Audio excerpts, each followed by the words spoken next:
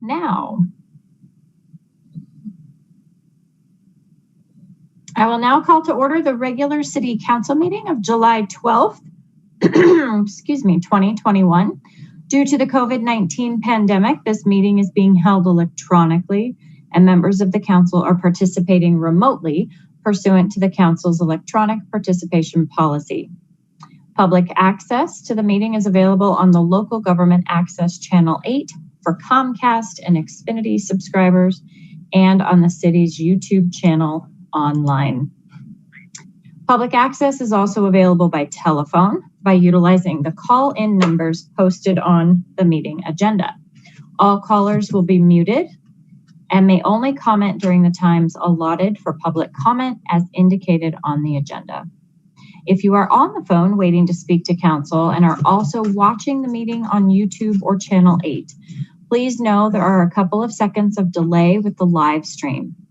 Please turn down your computer or TV volume as we approach the sections of the agenda reserved for public invited to be heard, so you can hear the council meeting on the phone and to prevent background noise when you are unmuted to speak.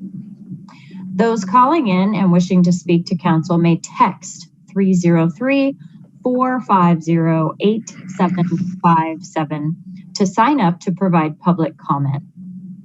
Please note that you must connect to the City Council meeting by calling the separate call-in number listed on the agenda. If you prefer to not text your name to the clerk, please speak up and indicate your desire to provide public comment when prompted at the appropriate times. Once you have been recognized, state your name and address and provide your comments to the council. Thank you for following these directions and for maintaining meeting decorum tonight. Joanna, will you call the roll, please? Mayor Leidy. Here. Mayor Pro Tem Wilford. Here. Councilmember Witkovich will be absent. Councilmember Peterson. Here. Councilmember Downing. Here. Councilmember Brown will be absent. Councilmember Goff. Here. Councilmember Duran Malika. Here. Councilmember Lukman Hiromasa. Here. Thank you.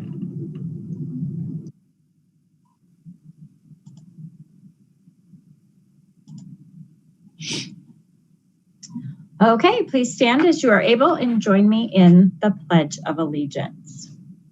I pledge allegiance to the flag of the United States of America and to the republic for which it stands, one nation, under God, indivisible, with liberty and justice for all. Thank you.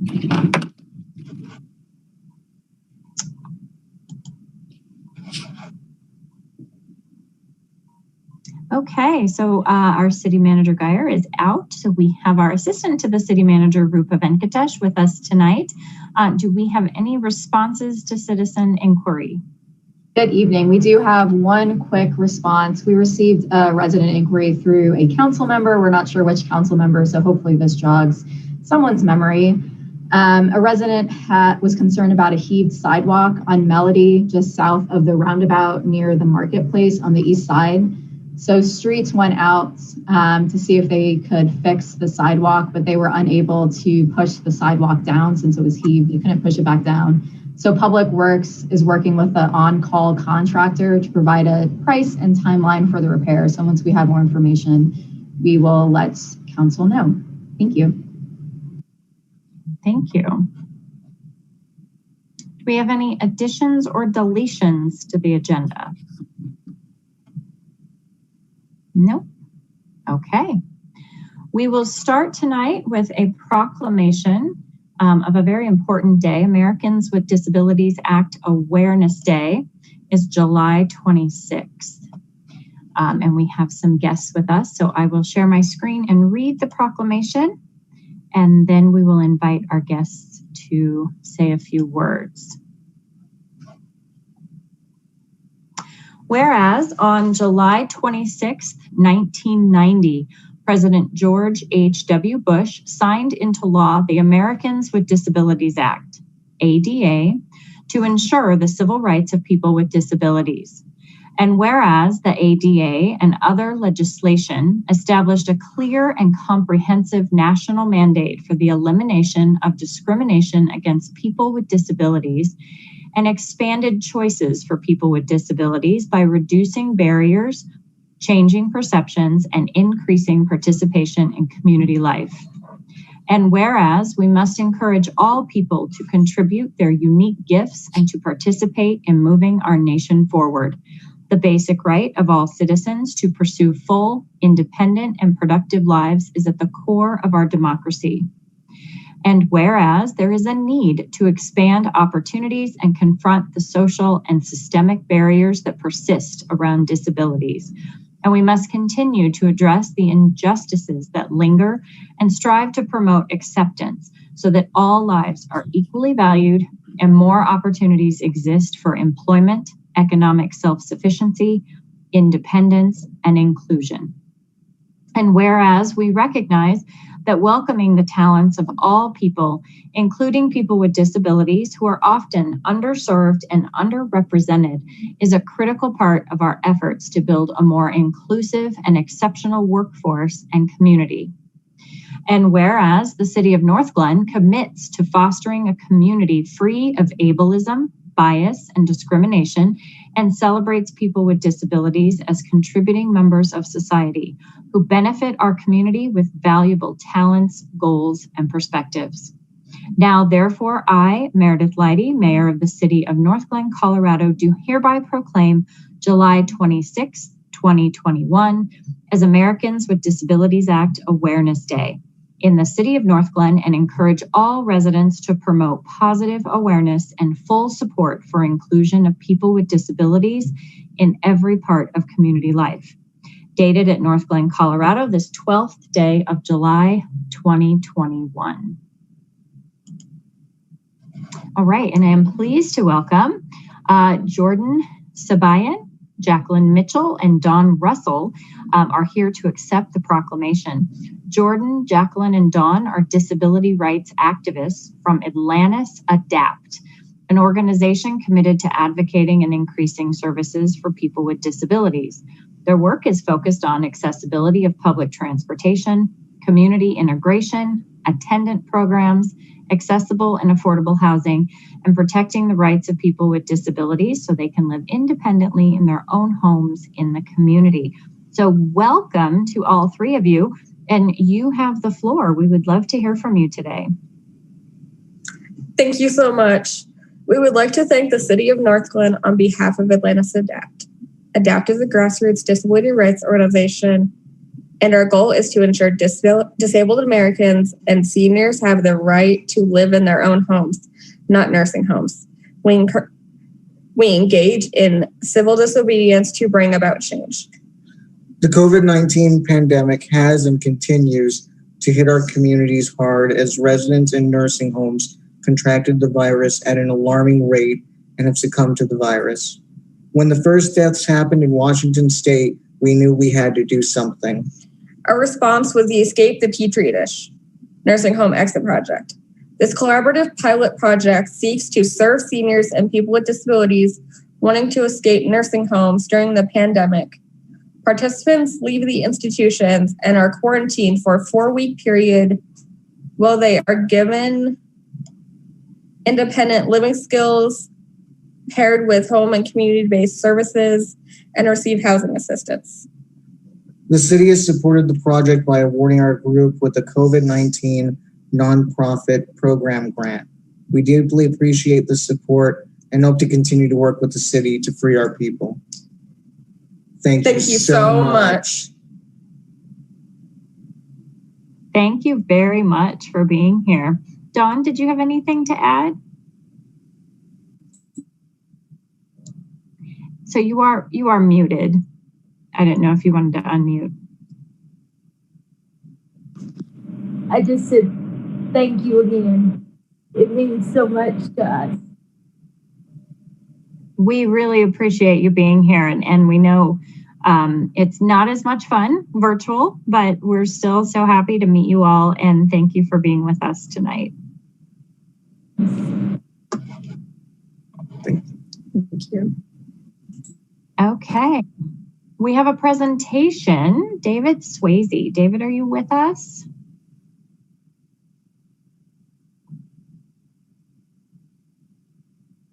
Well, I'm going to present anyway. I am going to share my screen and then share a little bit about David.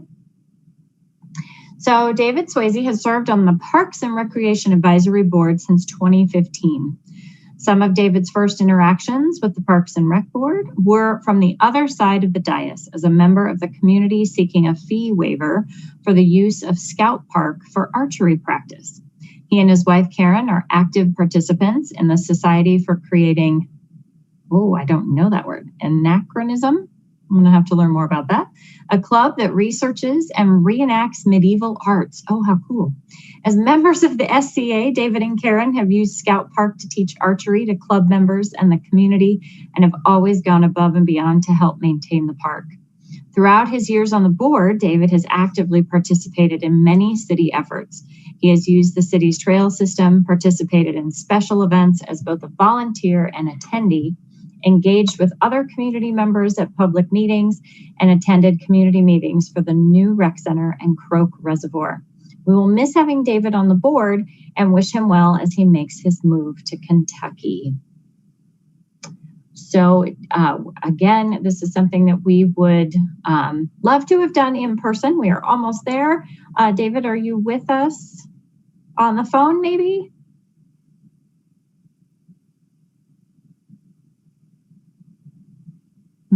I don't hear it, but I do see that Councilmember Goff has raised her hand.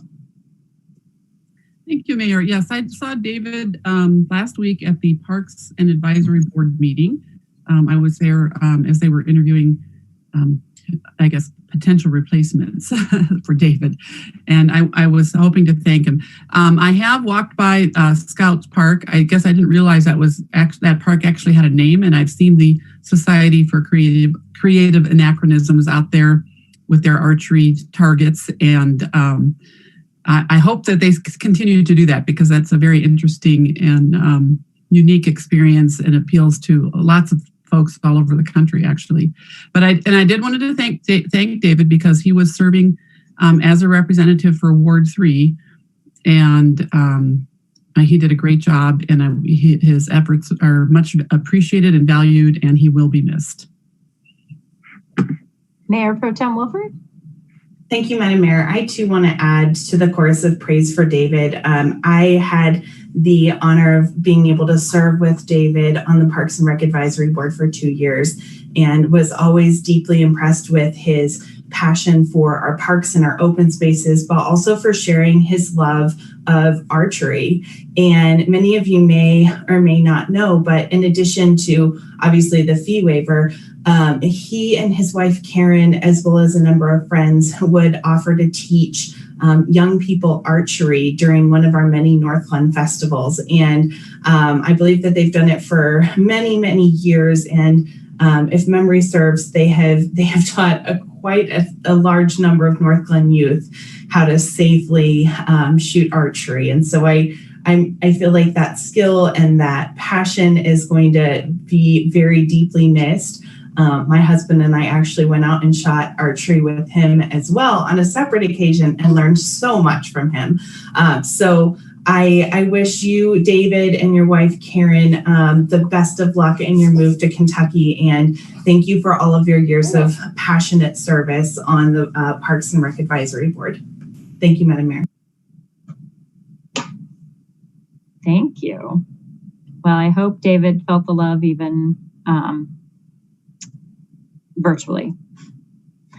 Okay, moving into public invited to be heard. This is an opportunity for public comment on any item not set for public hearing. Joanna, do we have anyone signed up to speak to council? I have 2 voicemail messages from Mark Bromley. Okay. They're both under the 5-minute limit. So if it's okay with council, I'll just play those right in a row. Great, thank you. Okay.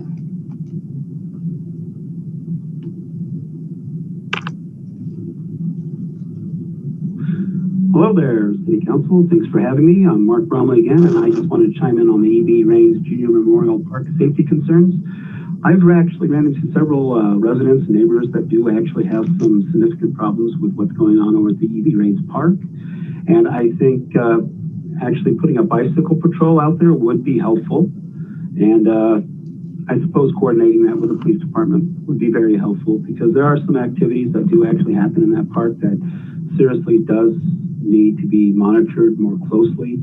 I've seen some things that families and their children should never see happening in broad daylight in that park. And I would think that would be very useful to go forward and to actually consider methods to improve safety and protect the residents from the EV Range Park.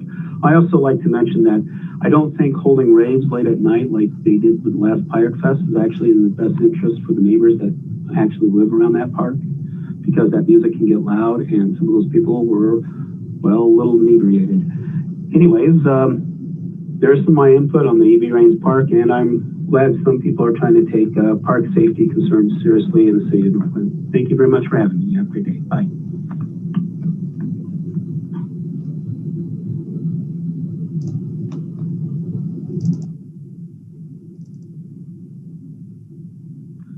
Hi there. Thank you again, City Council, for listening to me. This is Conley. I'm just replying to CR 67, Partners in Energy Action Plan Phase 2. I did see a couple of meetings where you had met with people with Xcel Energy. I do believe there is a percentage plan in a number of years for what the current legislators in Colorado think that Colorado is actually going to be able to go to. I see here we want community-wide commercial energy usage by 15% by 2025. And I see residential usage by 15%, and I see municipal energy usage by 25% reductions, and a few other 10%. These are all just kind of rough ballpark percentages, and I don't think this is actually realistic as far as what our energy needs are. A lot of residents depend on natural gas for their heating systems, and I do not see that changing our homes to individual space units for every single room of your home to be able to cool them and heat them like they do in Japan, where half the house is cold, the other half, one room might actually be warm because it has a space heater in it. In Japan, they live like that. They actually use space heaters. It's not really efficient. It's not effective. It never has been. And trying to switch everything to solar and wind power in a number of years just isn't going to happen, because that's just not how it's going to work. And I think a lot of what I've seen so far with these plans are actually plans for failure. Like down in Texas, a small little winter storm came through and, well, it took down their whole entire electrical grid. And that was just a tiny little storm. Colorado, we haven't seen real snowstorms here since 1982. And I think you guys are going to have a come apart and say it's all climate change if you actually see a 1982 blizzard roll through Denver. And it's just natural. It's just the natural environment. If you haven't seen it in many, many years, and it's just something that the energy plan and this plan itself is not addressing. It doesn't understand the reality of Colorado conditions. And that's just one of my major concerns here with the direction that this plan is going, with the energy plan, because I do not see any concrete engineering knowledge that's actually being used to make this even possible. I haven't even seen the technology that you plan on using. If you want to send me that technology and all that technical information to show me exactly what you're trying to build, I'm open to it. I'd like to see it, because I am an electrician. I worked in with this kind of equipment before, so I can do the math too and see if it's even actually going to work. So you know what? Start partnering with me so I can actually help out the city of Northglenn to understand.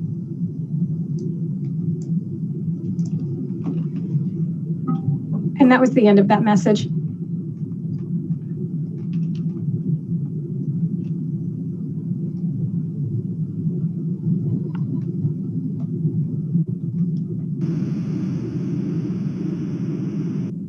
Sorry, I was just talking away. Is there anyone on the phone who would like to speak to council? You may press *6 to unmute at this time.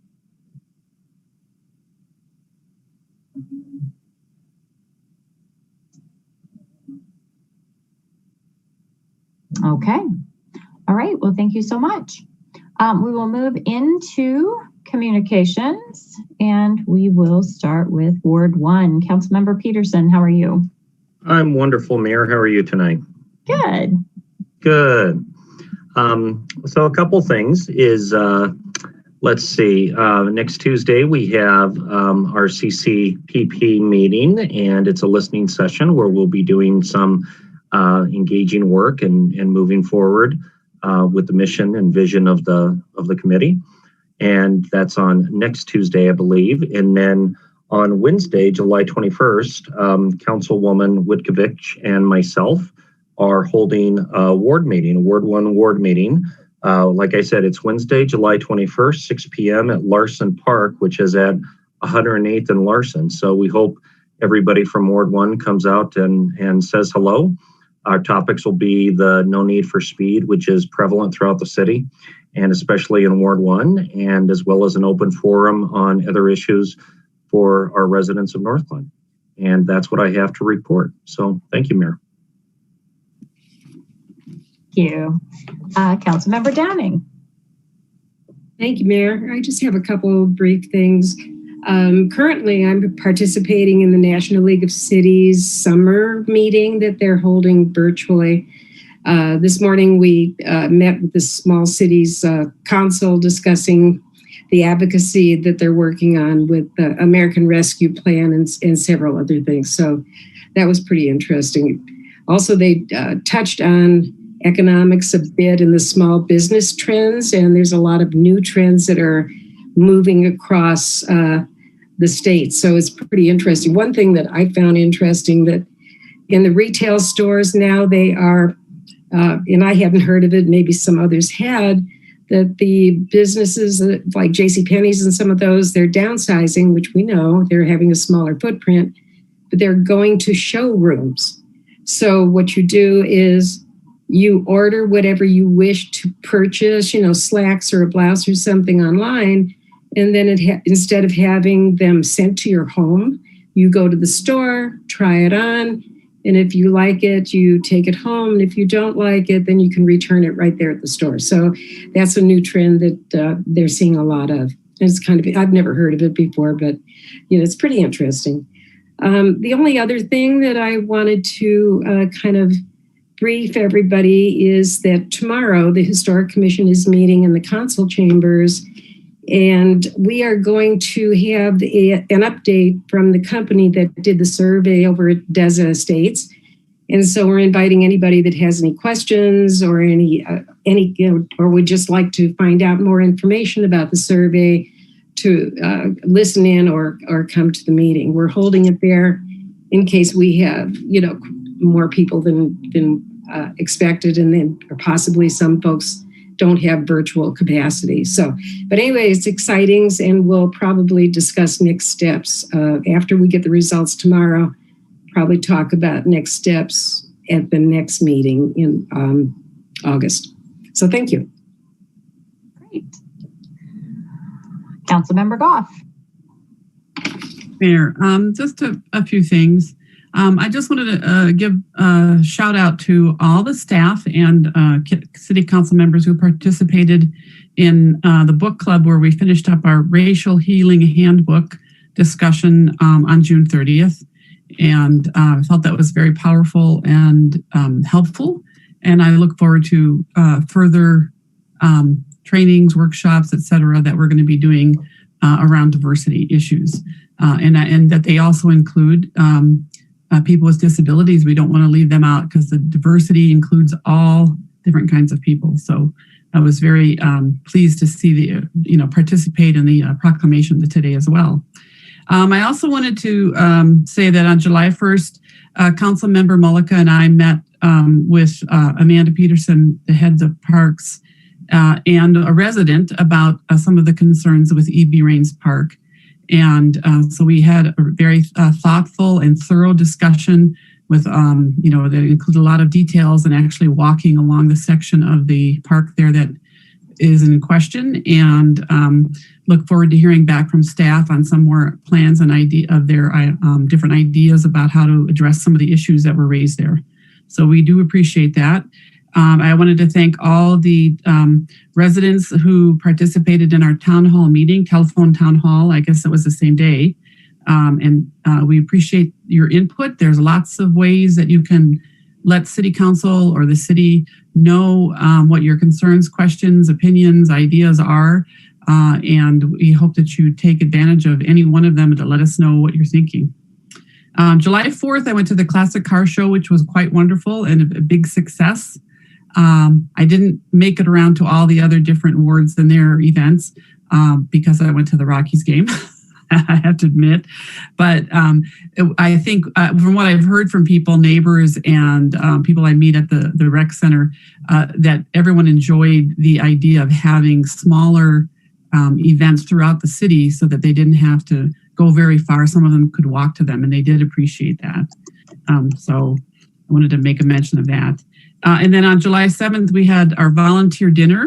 That's the way once a year the city tries to thank all the volunteers that help us out, and just want to again thank all the volunteers, because our city is able to do so much because we have so many engaged residents that are willing to donate their time and energy to help us accomplish what we'd like to get done in our city. So thanks again to all of you residents. And I guess that's it. Well, I'll call that quits for tonight.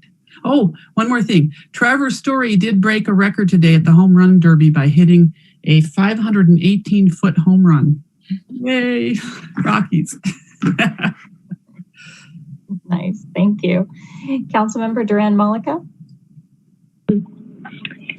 All right. Well, it was great to see everybody tonight, and looking forward to our first in-person meeting. 2 weeks, right? So looking forward to getting back in the room with all of you guys. The only thing I really have to report, which was a huge kind of finish line story for me today, was the RTD Accountability Committee has finally finished their recommendations. So it took us about a year to come together, get a lot of feedback from the community, from city staff, from various organizations. We approved our final recommendations, which include a large variety of things, from fares, structures, and passes, to better transparency, data options that would be great to find on the RTD website, as well as regional subcommittees, establishing those so we have more local input in what happens at RTD. So the next steps are RTD actually has 45 days to respond to these recommendations once they're finalized. And then from there, we'll talk about implementation and see what some of the next steps are going to be. So everyone's kind of looking forward for that next meeting 45 days from now. So it was a huge effort that I don't think everyone knew what was going to happen when we signed up for that committee, but it was a lot of extra meetings that I'm happy to kind of step away from. So happy that we finished the finish line today. So it was great. That's all I got. Thanks. Thank you. Councilmember Lukman Hiramasa. Thank you, Madam Mayor. I feel like I've had a pretty action-packed week. It's been go, go, go with lots of great things. And it started with our Ward 4 meeting, which was very exciting. First meeting since COVID hit. So it was really great. First Ward 4 meeting in person since COVID hit. So it was really great to, have what I feel was that missing piece in face-to-face communication with our residents. There were a lot of longtime original homeowners there, people who'd owned their homes over 50 years or more. So it was really neat to see quite a good turnout. I don't know exactly how many were there. Mayor Pro Tem Wilford probably has a better number, but it was quite a good turnout, I believe. And they were very, engaged, happy to be there. We did a little drawing at the end and gave away some cool Northglenn Pride swag, which was amazing. We had some great topics. I'm very thankful for the staff. Tammy was awesome, talking about water conservation and current drought levels and why. And Diana really did a great job on updating on the rec center, answered a lot of great questions. and Sarah for the comprehensive plan kickoff was really engaging. And then of course, Rupa for everything else that we needed is always there. So that was pretty awesome. Then a couple of other things. We are in the middle, Mayor Pro Tem Wilford and I, in the middle of the CCPP interviews. And so that is great because we have some very good and strong applicants. And we have a tough decision ahead of us, but we're getting close. So that was pretty exciting. And along those lines, the listening session, I believe, is actually this Thursday at 5:30. It's this Thursday at 5:30, facilitated by Barry Dunn. And we really hope that the community will engage and call in and give their input. That's a big step for the board at this point. So this Thursday at 5:30.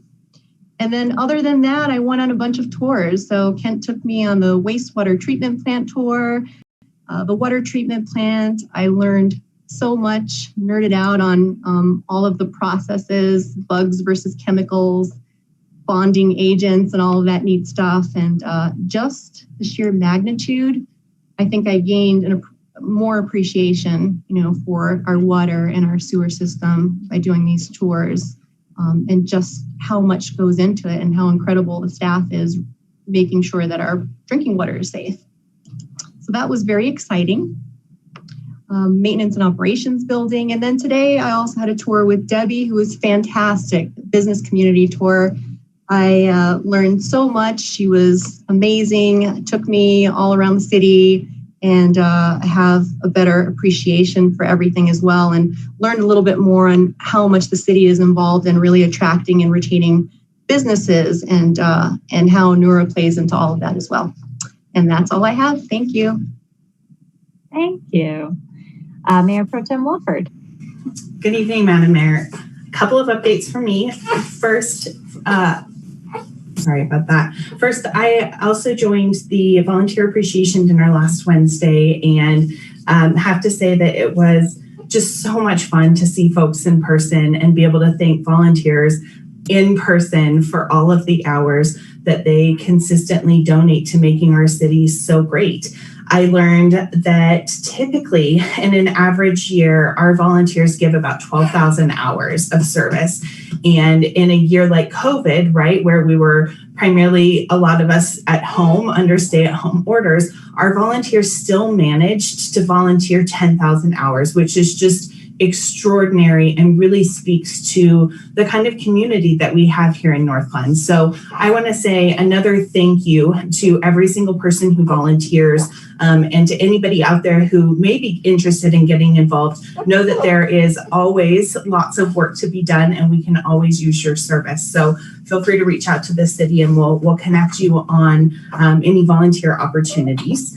Next up, want to echo what Councilmember Lukman Hiromasa said about our Ward 4 meeting. It was also fantastic to see folks in person. I feel like last week was this moment where we could finally see folks in person again, and it was magical. All of the vaccinated hugs and fist bumps that I've just been missing so much over the last year and a half. But we did have about 30 residents come and join us. I echo the thanks to staff. They were truly fantastic in fielding questions and sharing opportunities for residents to engage and share some additional comment. And, to all of the residents that joined us, thank you for coming out. We did a little hand raising activity, which we haven't done before at the ward meeting, and, got a sense of how long folks had been there. And then a couple of things that I learned about the folks that were there in Ward 4. One is that we had a pavilion full of folks that like dogs and did not like cats. And the majority of Ward 4 folks believe that pineapple does not belong on pizza. So little factoids for you all there. I'm gonna wrap it up here with my assistant. She's getting a little squirrely, but also just want to say that, on the CCPP applicants, it's a tough choice. We've gone back and gone through all of the applications, and I can say that this decision is just as hard as it was the first time.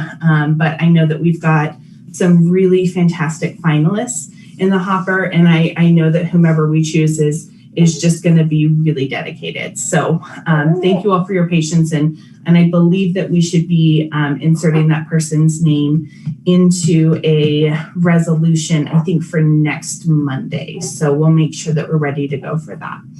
I keep saying that I'm almost done, and then I think of other stuff, but this really is the last thing. I just want to say a huge kudos to Councilmember Luqman-Hiramasa. Like, I know how overwhelming it is. I think all of us know how overwhelming it is to become a council member, and just how much information we are trying to take in and then like categorize in place so that we can make sense of this job and this work that we're doing. And I have just been so tremendously impressed with how hard she is working, how many meetings she's had, and also in all of the ways that she's really just hit the ground running and been responsive to residents. So huge kudos. We are so lucky to have you, Shannon, and thanks for all that you're doing to get up to speed and really be a leader for our city. Thank you. Okay, I have quite a few things, and I'll go fast. So I did want to echo Councilmember Goff's comments about our book study. That was an optional thing, and it was volunteers from our leadership team and city council, and it was such a wonderful combination. And I enjoyed the content of the book, but I think I learned a lot about my colleagues, and I think the experience was more about the people than the content. So we did at the last meeting, we did all come together in person. So that was another one of those, getting back to business in person meetings. And it was really fun to see everybody, but also, there was some discussion about, possibly choosing another book and trying the same format again. So if we do, I would love to encourage and invite more people to join us. It was a really great experience. 4th of July, wow. As you know, I can't wait to hear from Chief May what our data looks like, but I just wanted to, thank again our police department. They worked so hard, and every single one of them, that's one of their blackout days. They all have to work. And they were so engaged with our community, going from park to park. It really felt a little bit like National Night Out events. And there was so much joy. It was really fun, kicking off at the Classic Car Show. I think we had over 80 entries, and it was hot. Ooh, was it hot? And everyone was in good spirits and finding shade. And our city staff goes above and beyond to pull our events off. And it's all behind the scenes. Stephen and his team, they're, like little elves behind the scenes, making the magic happen. So it was just a great day. And I was able to go to a couple of the parks and talk to residents and also celebrate our police department. They went all out, and, they were directing traffic well into the night. And I know they had calls, and obviously we had some fireworks around the city. So just thank you again to that team. And let's see, I did attend a Metro Mayor's conversation with the Vandermeer team. I had mentioned that to you before, and it was really interesting. They gave us a presentation. There's something called Our Community Now, and they are social media posts and pages specifically for the street racers in our communities. And they really target, they're trying to entice these drivers to join them at Vandermeer on Wednesdays, where they can race safely in a controlled environment, and try to get them off of our city streets where it's just not as safe. So that was really, really interesting. And then, I was, I don't think elected is the right word, but I am now on the executive committee for Metro Mayor's Caucus, and I'm very pleased to serve in that capacity. So I will be joining them at their first meeting this Thursday. And then my final thing is a huge plea to get vaccinated. We are seeing, the data with the Delta variant, and there's all these news stories, and we're kind of getting back to that shock factor, right? Cases are rising. What does that mean? Do the vaccinations work? Yes, they work. And a high percentage of those that are getting sick are not vaccinated. And that's nationwide, worldwide studies. News has come out from Australia to India, like all over the place. Where these surges are happening, they are unvaccinated populations. Colorado, of the eligible people to get vaccinations, we're only a little bit over half. Now, that is a celebration, but I just want to throw another plea out that if you haven't been vaccinated, they're easier than ever to find, and it really will help us safely reopen and safely get back to engaging each other in person. So I couldn't resist another vaccination plea. Please go do it. Okay. Rupa, do you have anything from the city manager's office? Just a quick reminder that City Manager Geyer is out until July 19th. So any issues from council or residents that you hear from, please feel free to continue to call or text me or email me. That's it. Thanks. Okay. Joanna, City Clerk's office. Good evening, Mayor and Council. I do just have one quick service update for the City Clerk's office. I wanted to let Council and the public know that we began offering passport services again last week. We're offering appointments on Tuesdays and Thursdays of every week, and right now we are booked until late August. So there's definitely a need for the service, and we're working to get back to normal as soon as we can. But in the meantime, folks can schedule those appointments online on the city's website, or if you would rather give us a phone call, just call 303-450-8756, and we can help schedule an appointment for folks. And that is all I have. Thank you. Thank you. City Attorney Hoffman, how are you? I am doing well. How are you? Good. I do not have anything tonight. Okay. Well, that was easy. It is nice to see you all. All right. Financial report. Jason Loveland, our Director of Finance, has the May 2021 update for Council. I will project a piece of your presentation. There you go, the revenue report. All right, great. Thank you, Mayor, and good evening, Mayor and Council. I'll start off, we don't need to switch slides, but I'll just give a quick update on sales and use tax through May. It's actually up 21% over 2020, which is a positive thing since we were being hit with the pandemic at that time.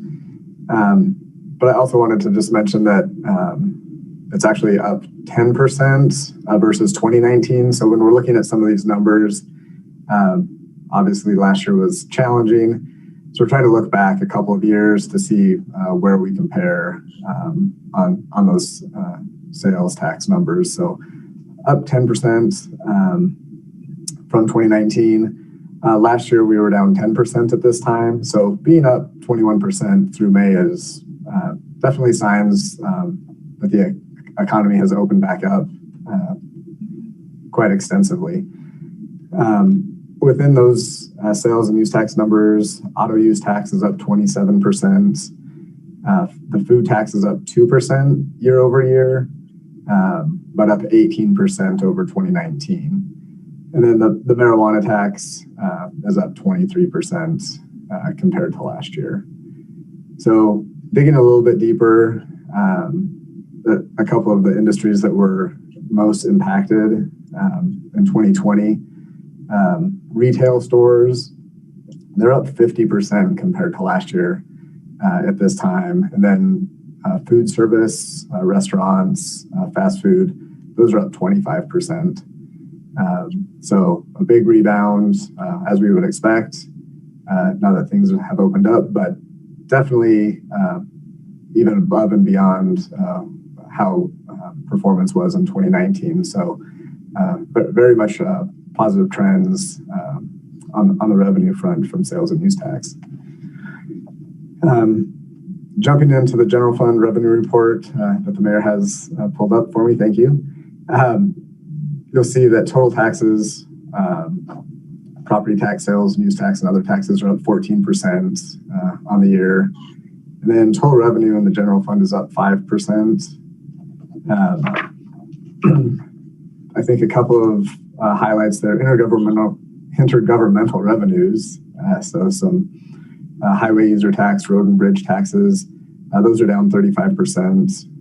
One of which is the road and bridge tax. Just the timing of when about $120,000 was received is why that's down. Licenses and permits are up largely to right-of-way permits. And then charges for services are down still. A lot of that is recreation-related revenues. In the middle, you'll see a column collection rates at 37%. So we're 41% of the way through the year. That 37% is in line with what we would expect on a normal year as we collect a lot of revenues, especially sales tax, in those last couple of months during the holiday season. Next slide, please.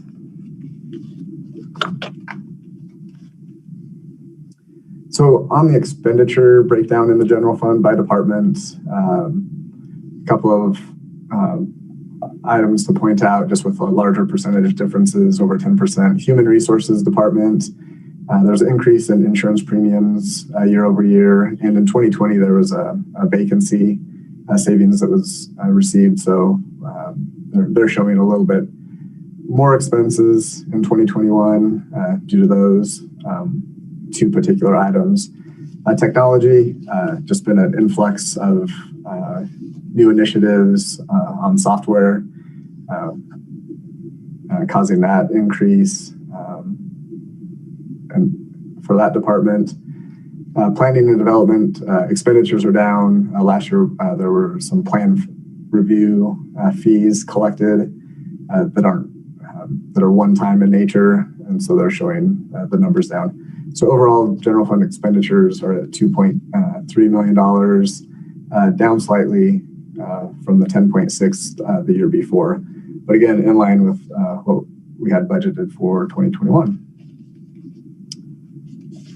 Next slide is the water fund. Just a couple of items to point out here. Total revenues at $3.5 million. Water charges up 8%. As you'll see, water resource revenue, that is the sales and use tax portion that's allocated to the water fund, up 18%. And then debt service revenue, that's the food for home consumption tax, is up 2%. Overall revenues are up 8.13% in this fund. And then expenditures are at $2.8 million, down from $4 million the year before, largely due to timing of water resource expenditures specific to purchasing of water rights in 2020 versus 2021. Overall, consumption is down 10.5% through May from the prior year. So conservation is in effect. On the next slide, I'll touch on the wastewater fund. Just a couple of things here. Total revenues of $2.4 million. You'll see the contributions line item for $713,000. That's the Bunker Hill Lift Station developer contribution as a shared portion of the Bunker Hill Lift Station. And then below on the expenditures of $3.9 million, the majority of which is capital outlay for the Bunker Hill Lift Station project and the lift station and force main projects. All in all other expenditures are in line with the budget. And the next slide, we'll touch on the stormwater fund. Nothing to report here. In line with budget, total revenues through May, $159,000, and total expenditures, $57,000. And then the last fund, on the next slide, sanitation fund. Again, nothing out of the ordinary in this fund, so I'll just report on total revenues and expenditures. Revenues of $689,000 and expenditures of $550,000. You don't have to move forward. Well, I guess if you want to slide forward a couple of slides to page 11. So I think one or two more.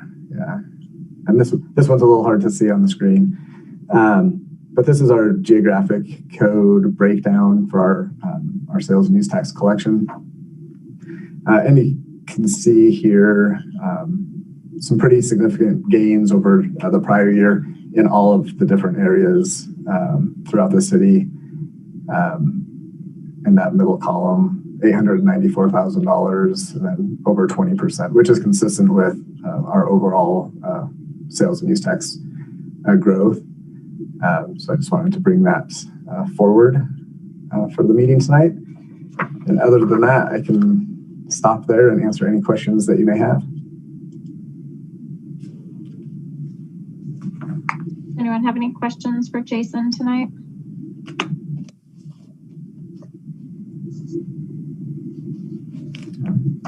Okay. Thank you. Got off easy tonight. No Councilmember Brown. Good to see you. Okay, the consent agenda has one item. Is there a motion to approve? Move for approval. Second. Second. Joanna, will you call the vote, please? Mayor Leidy, Yes. Mayor Pro Tem Wilford, Yes. Councilmember Peterson, Yes. Councilmember Downing, Yes. Councilmember Goff, Yes. Councilmember Duran Malika, Yes. Councilmember Lukman Hiramasa, Yes.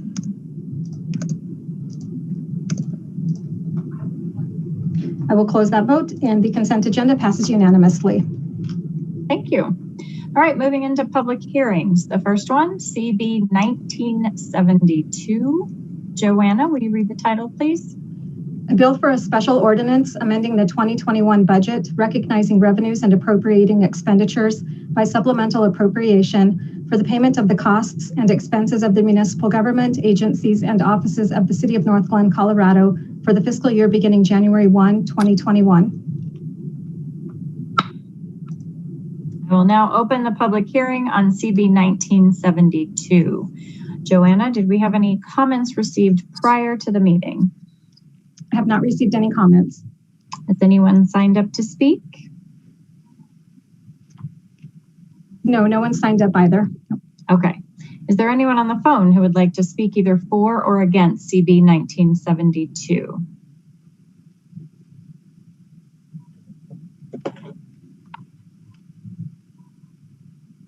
All right, hearing none, I will close the public hearing. The next one, CB 1973. Joanna, will you read the title, please?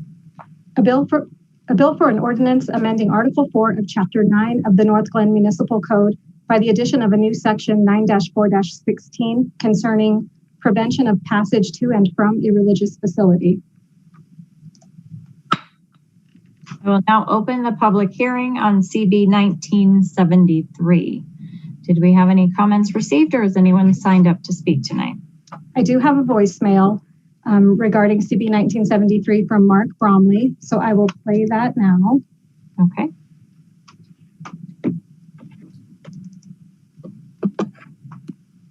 Thank you, City Council, for listening to me. My name is Mark Bromley, and I'm replying to CD 1973, creation of a religious buffer zone. And my comments for this legislation that the city wants to pass is that I'm a little confused as to what this actually means, and I'm also confused by why the city believes that we need to have this legislation in place. After all, I see that 8 feet is actually yelling distance for people to communicate with one another. So basically you have to yell really loud in 8 feet. Usually most people have their conversations within 3 feet of one another. If they're actually going to do what you're saying, handing out leaflets or handbills. So yeah, that's probably going to be actually pretty close when people are actually talking to each other. Are they obstructing each other or blocking each other? I don't think so. Also, I think there's problems in the legislation with the 100-foot of any entrance door to a religious facility. Apparently that 100 feet would make this unable to be even on the sidewalk around this facility in a house that's next door to it, to a religious facility, or sharing like parks, recreation spaces that are within less than 100 feet of the religious facility. I mean, I don't know what kind of religious facility you guys are talking about or referring to, or why this legislation is actually being created. It's completely confusing, and I think it needs to be truly addressed, these distances and the reality of how other properties are situated towards some of the religious organizations operating here in the city of Northglenn. After all, if you had somebody turn their home into, like, I don't know, den for Hare Krishna, well, this law would not actually be able to work for them at all. So I would say that CB 1973 needs to be redrafted and should be revised considerably to understand what it is that it's trying to explain and convey to the local population. Thank you very much. My name is Mark Brumley. I'll see you guys later. Bye.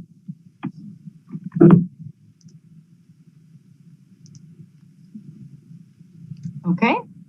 Is there anyone on the phone who would like to speak either for or against CB 1973?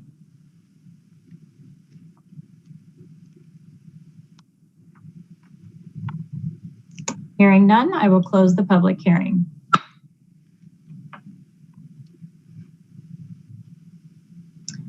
Okay, CB 1974. Joanna, will you read the title, please? A bill for an ordinance amending section 10-17-5 of the Northglenn Municipal Code, amending the International Existing Building Code 2018 edition, as previously adopted by reference by the city by the addition thereto of new subsections J and K.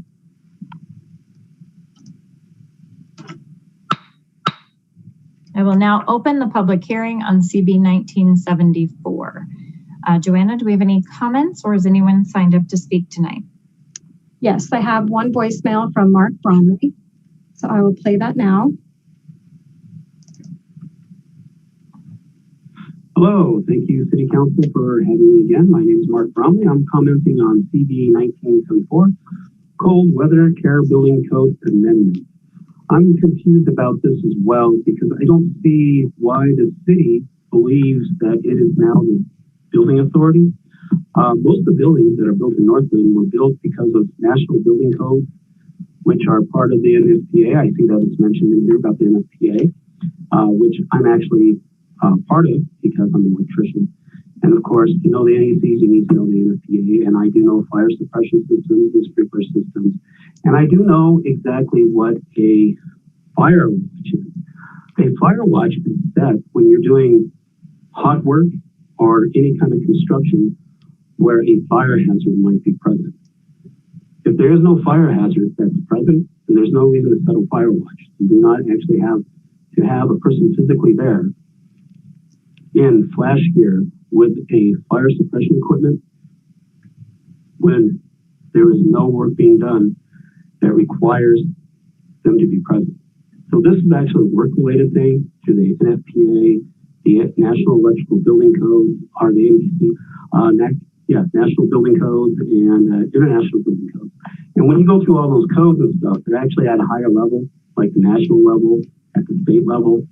And I do not understand how the city of Northglenn is going to actually control this whole aspect here when the educational systems, even with the independent electrical contractors here in the city of Northglenn that are operating, they actually teach the national electrical codes. They actually teach the national fire codes, like the NFPA. These are the regulations that they come from. And those are actually done through national and state level activities where they go through and determine how the buildings are built. Now, I do believe churches fall under commercial structures. And so if you build a church, the church is supposed to actually comply with the policies on how the commercial structure is supposed to be built. So chances are, if a church is being used to house a number of homeless populations, that they already have a fire suppression system in place. Now, if you're talking about a smaller type of church facility, they might not if they are just a residential home or something like that. But then again, depending on what the use of the facility is, that would just depend on what the actual building was made for. So I think this is another. And that was the end of the voicemail. Okay. Is there anyone on the phone who would like to speak either for or against CB 1974?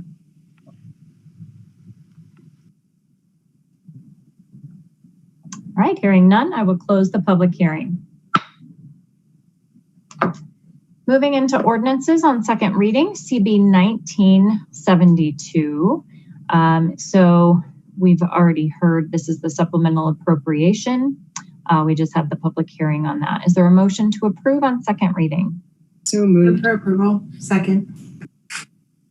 Jason Loveland, Director of Finance, is here to provide a summary. Thank you, Mayor. So this supplemental appropriation will touch on two things. One will be additional funding for Greenway Trail to be paid out of the Conservation Trust Fund. This additional money will support the connection from 112th and York at the RTD line. And then secondly, in the water funds, water meter ERT replacement had an influx in need this year with some ERTs reaching their useful life. So the $250,000 will replace approximately 1,100 ERTs ahead of the schedule of what we have normally budgeted. So staff recommends approval so that we can get those two projects taken care of. Any questions or discussion about this item?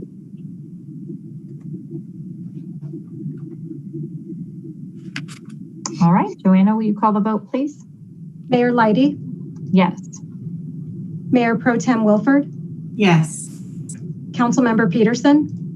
Yes. Councilmember Downing? Yes. Councilmember Goff? Yes. Councilmember Duran Malika? Yes. Councilmember Lukman Hiromasa? Yes. I will close that vote, and CB 1972 on second reading passes unanimously. All right, CB 1973, creation of a religious buffer zone. Is there a motion to approve on second reading? So moved. Second. City Attorney Hoffman is here to provide a summary. Hi, Corey.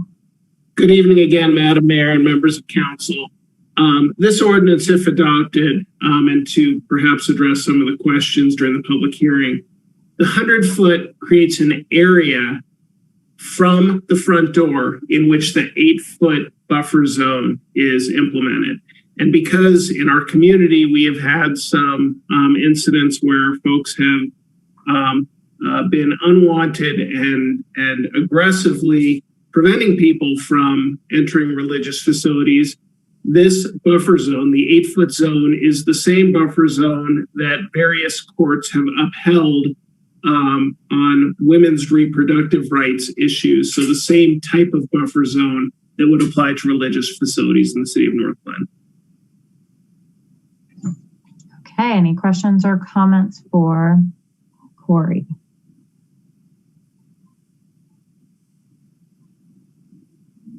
All right, Joanna, will you call the vote, please?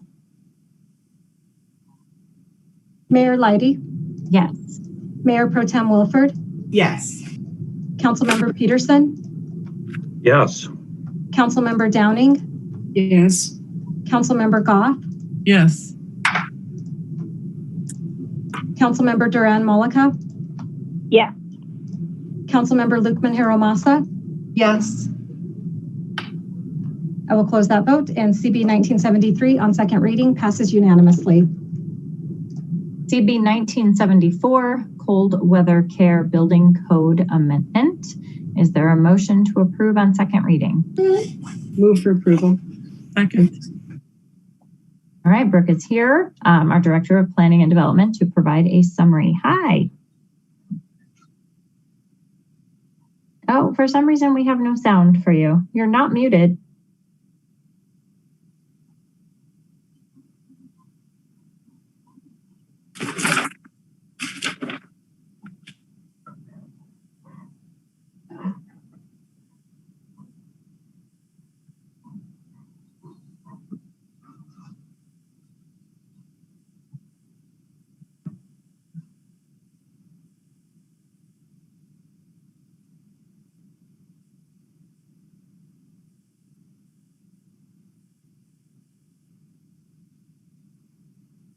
Corey and I could pinch it on this one if you want. Yeah, I was going to suggest that if Brooke didn't get his. He could pantomime for us. We're good with it too. Corey, do you want to take this one or do you want me to? I can start and you can supplement if you'd like. Sure, go ahead. Madam Mayor, members of council, this amendment would amend the international existing building code as adopted by the city. And just to clarify, the city actually is responsible for issuing building permits in the city of Northglenn and has a number of codes that it has adopted by reference. And the international existing building code is one of them. This ordinance, if adopted, would enable religious institutions to provide cold weather care for persons experiencing homelessness, because it would change essentially it would allow churches with certain occupancy restrictions to, on a seasonal basis, house individuals experiencing homelessness. Absent this amendment, the building code would not allow that. Okay. Thank you for that. I'm just distracted by the double Brooke we got going on. It's actually very cool. I'd like to have two of me. Madam Mayor, can you hear me now? we're just getting a little feedback. Yeah, hang on. Can you hear me now? Yes. Hi. Okay, perfect. Sorry about that. Now I can't hear you, so bear with me for a moment. Okay. I don't have anything more to add to this, but I just wanted to make sure if you had any questions, I'm available. Can you hear us now? Hello? So one thing that I know Brooke had wanted to provide an update, and this specifically was a question that Councilmember Duran Mulliga had about the fire watch training. So staff did reach out to the North Metro Fire Rescue District to find out if there's a specific training or certification requirement. And there's not a specific certification, but there are some requirements that was included in the memo that whoever is going to be on fire watch would have to abide by. And it also includes a sample log of what the person that is on fire watch would need to fill out as an example. I think that was it for us. Okay. Great. Does anybody have any questions? No. I just want to thank Brooke for giving us one more technological advance, because we didn't have the capacity for double Brooke, and now we do. So it's so great. And you know, I've been using this laptop now for the last year, and I've never once had a mic problem until tonight. So there you go. It's very fun. Nice to see two of you. Okay. Joanna, will you call the vote, please? Mayor Leidy? Yes. Mayor Pro Tem Wilford? Yes. Councilmember Peterson? Yes. Councilmember Downing? Yes. Councilmember Goff? Yes. Councilmember Duran Mulliga? Yes. Councilmember Lukman Hiramasa? Yes. I will close that vote, and CB 1974 on second reading passes unanimously. Great. All right, moving into resolution CR 67. Joanna, will you read the title, please? resolution approving a memorandum of understanding between the City of Northglenn and Xcel Energy for the continued implementation of the Energy Action Plan in Phase 2 of the Partners in Energy program. Move for approval. Second. Okay, Brooke is back. I am. Hello. So I'll be brief on this one as well. Basically, we had passed this same MOU a year and a half prior, in which we had outlined essentially the same objectives that you see before you tonight. However, because of COVID, many of the things were not addressed within the time frame in which the MOU had contemplated. However, we did accomplish a few things. So the version that you see before you tonight reflects the remaining balance of work to be done that we hope to accomplish over the next period and time frame into 2022. Staff is recommending approval and happy to answer any questions that you may have.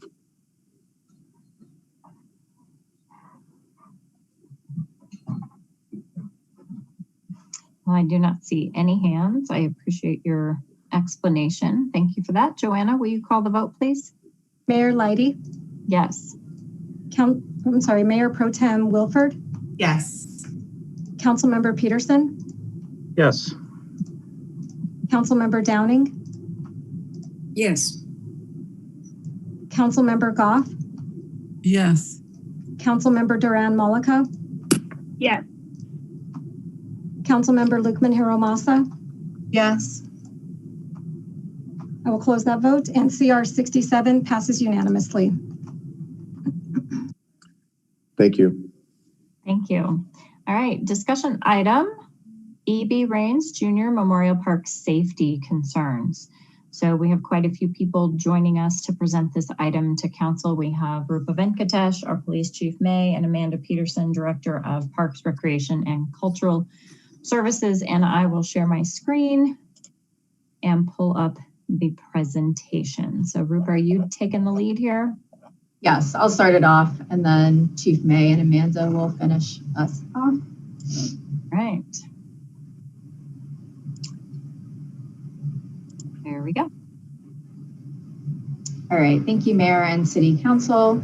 So the reason why we are bringing this item before you is because in February of 2021, Council prioritized 8 different items, and this is one of them. The item came under Webster Lake safety concerns, but Webster Lake was renamed to E.B. Raines Jr. Memorial Park in 1984.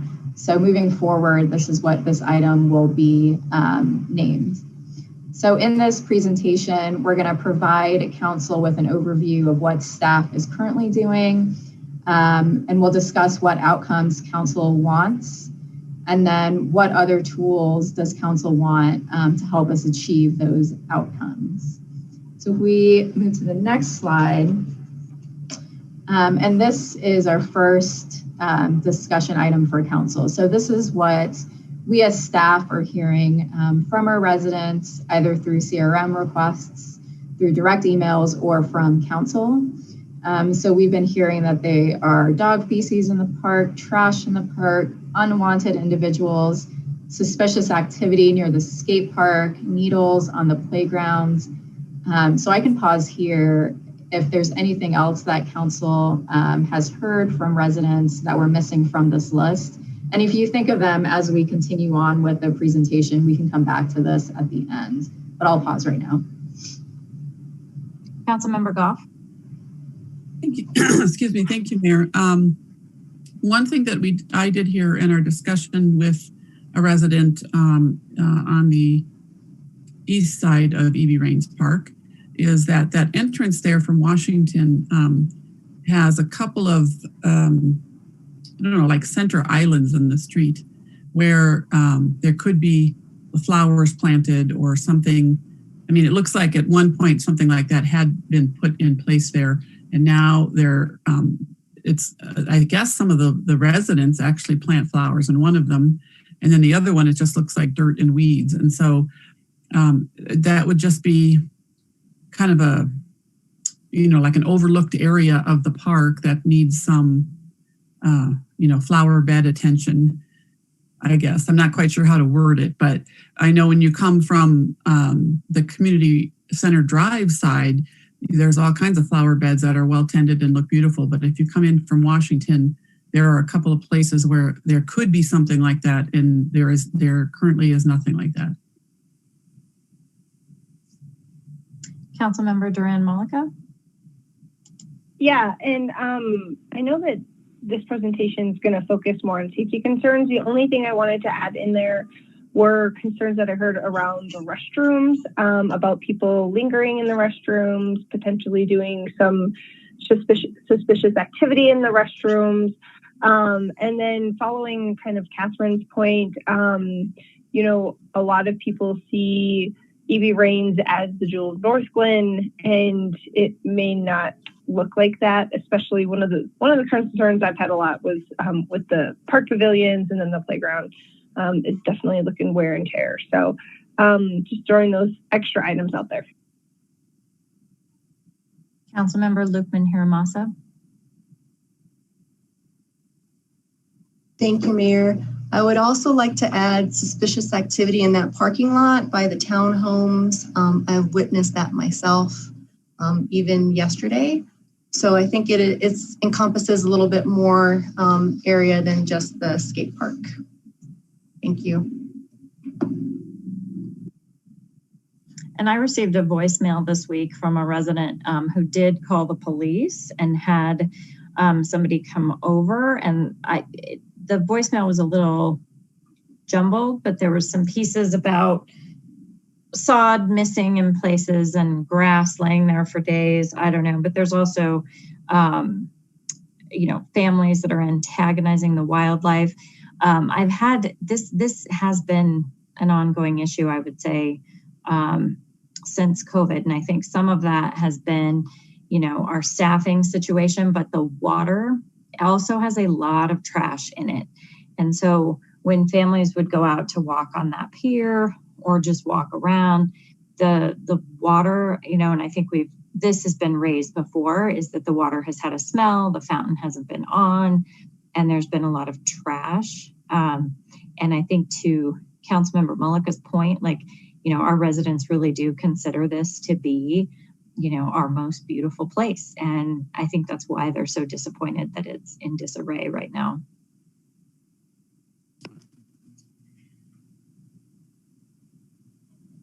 I don't see any other hands, so we might be able to keep moving. Yeah, and we can address maybe some of these as we continue on in our presentation. So for this, we wanted to talk about what the 2020 data showed and what we think it tells us. So for the next two slides, I'm going to turn it over to our police chief. Well, good evening. Actually, as you guys probably know, EB Rains is one of the largest parks in our community. I'll get into some of the things that brings a lot of people into that area. But last year in 2020, we had 433 calls for service. In some of your attachments, you can see some of the breakdowns of those calls. Some of the top calls, suspicious activity, animal calls, wellness checks. Again, looking at the times that they came in, it was pretty even through the week. Some of our high times were on the weekends between 10 and 11, weekdays around lunchtime, getting quite a few calls. The other thing too, just want to mention, you know, when we go through this, you're going to hear calls for service and then incident reports. So an incident report is if officers take any paper. So that could be a summons, that could be, you know, a report, a criminal report. So there's a lot of things, FI card. So there's a lot of things that when we're talking about an incident report that these things can fall under. And that's also an attachment that you can see some of the incident reports that we've taken. Next slide, please. Again, I'm not, you know, this isn't new. EB Rains is probably our highest utilized park in the city.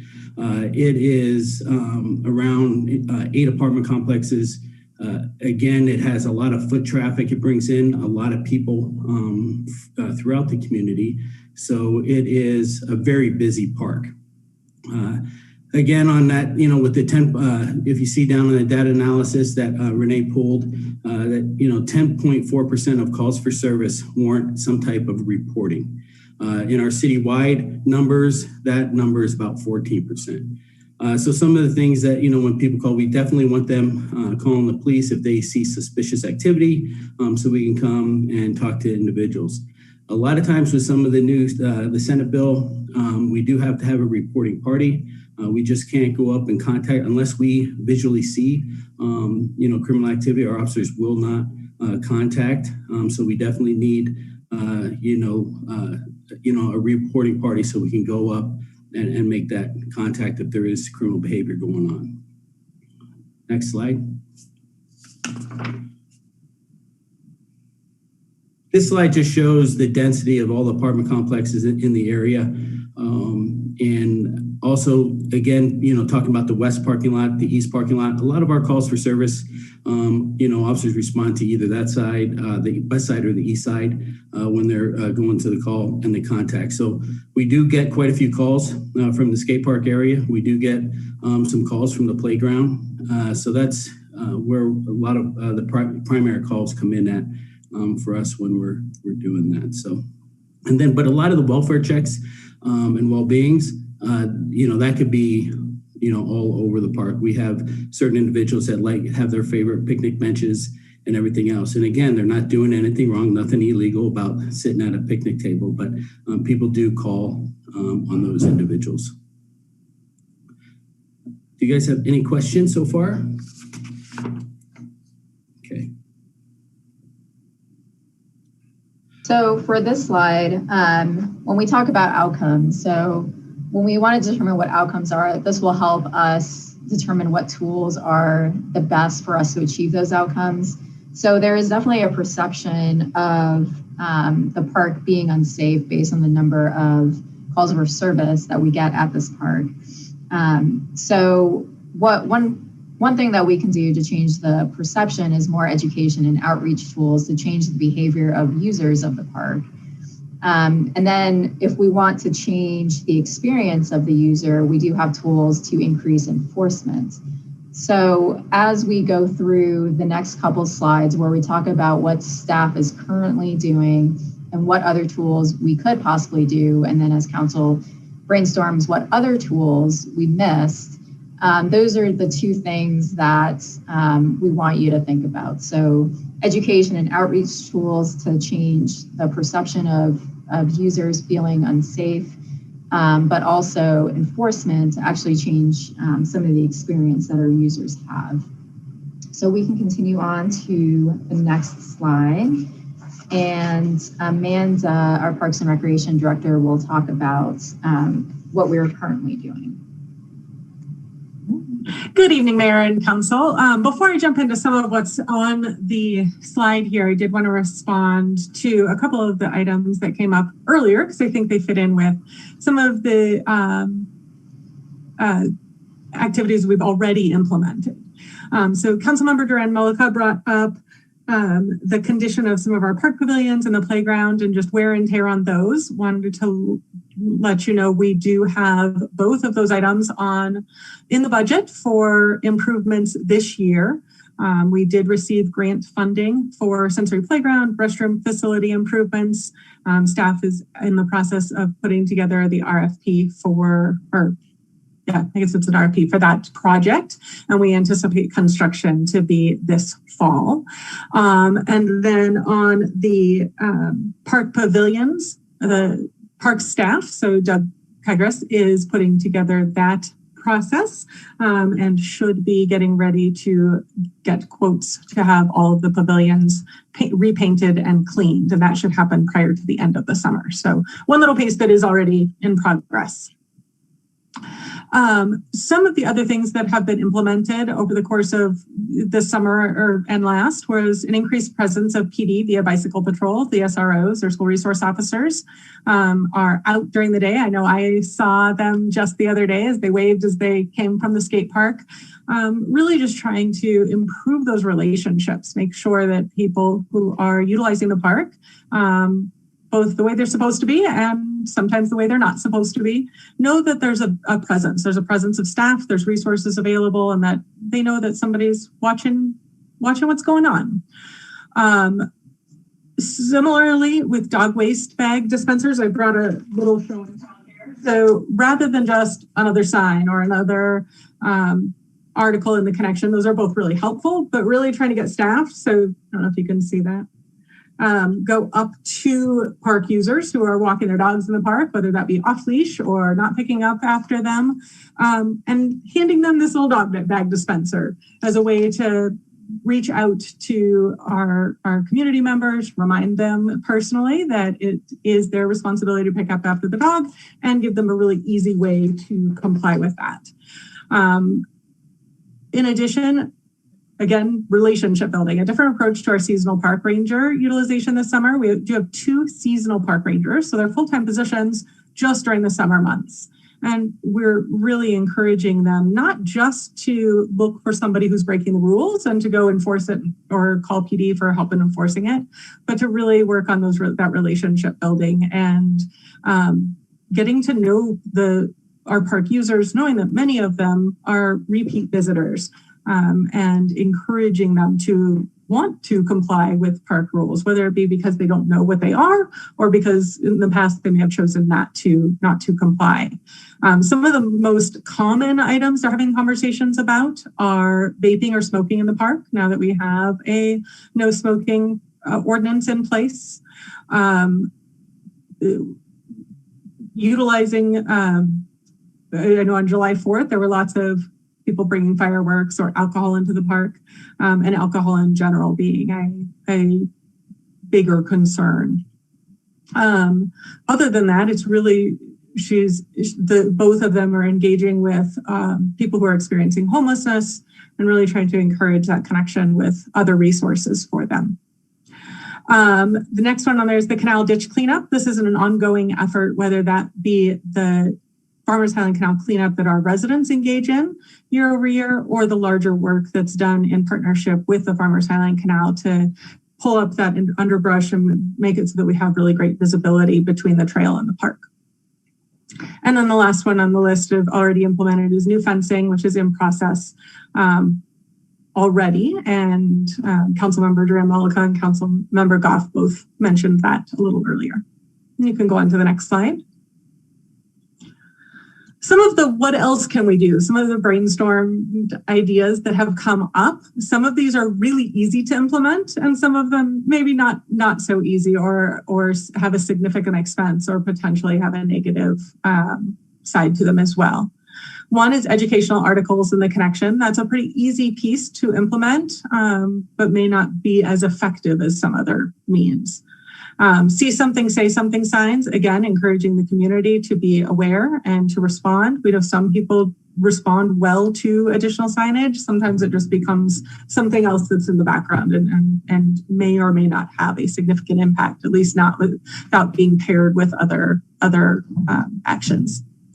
A seasonal park ranger, transitioning from just a seasonal park ranger to having someone available year round. That is a request we've submitted for council consideration, or first for city manager consideration, then for council consideration, if it makes it that far. To have somebody who really is working on those relationships year round and can serve in that nature educator and role of really encouraging advocacy and stewardship in our park spaces. The leave no trace training for park users. That's something that we're really used to in kind of our backcountry environments, but not as much in urban environments. And the leave no trace program, which is actually based in Boulder, is rolling out training right now for our Parks and Recreation staff statewide to begin a higher level of implementation in our urban park spaces. Another one on that list is to contract with a dog waste cleanup service. Again, that one of the cons could be that has certainly a significant expense associated with it. Depending on how often that was done, there could be some challenges associated with that. That is one way that we could address dog waste not being picked up by owners. And then the last one that I'll cover is the Sharps Needle Deposit Box. We did have conversations with CDPHE as well as police department staff, park staff about the possibility of installing Sharps needle deposit boxes. The feedback that we received from both the police department staff and from our park staff, as well as our seasonal park rangers, is they're really just not seeing any significant number, if any. I know our seasonal, as of today, said she hasn't seen a single needle disposed of in EB Rains inappropriately this summer. Our park staff said it's very few and far between. It's not something they see on a regular basis. So we can continue to consider a Sharps needle deposit box, whether that be in the restroom facilities or as a mail back program. But we're not sure that need or a program like that would be heavily utilized. Now I'm going to turn it over to Chief, and he's going to run through the rest of that list. Great. As you know, that we get quite a few users that are homeless. And so one of the things too is services. And currently, I think if we could come up with a mobile service pilot program that would assist with laundry services and also showers somewhere in the area off of 120th, once a week. We do have something on the west side of the highway at Crossroads Church. So again, I think this would be something to expand that program. I have a bigger idea on some things that we can do, but that's a bigger discussion when it comes to that. So again, they're part of our community. How can we best serve them as well, but also reduce the impact on other park goers at that facility. We've had several indecent exposures, some of those where they're bathing in the canals. So that's, some things that maybe they'll have a place, that they have more privacy. Cameras at skate parks. So at one time we did have cameras set up in a skate park through a crime prevention through environmental design perspective. This does not have, our skate park does not have visual surveillance. It's kind of tucked back in there next to townhomes and everything else. And I think just because of the noise that can generate, I think that impacts the neighbors in that area.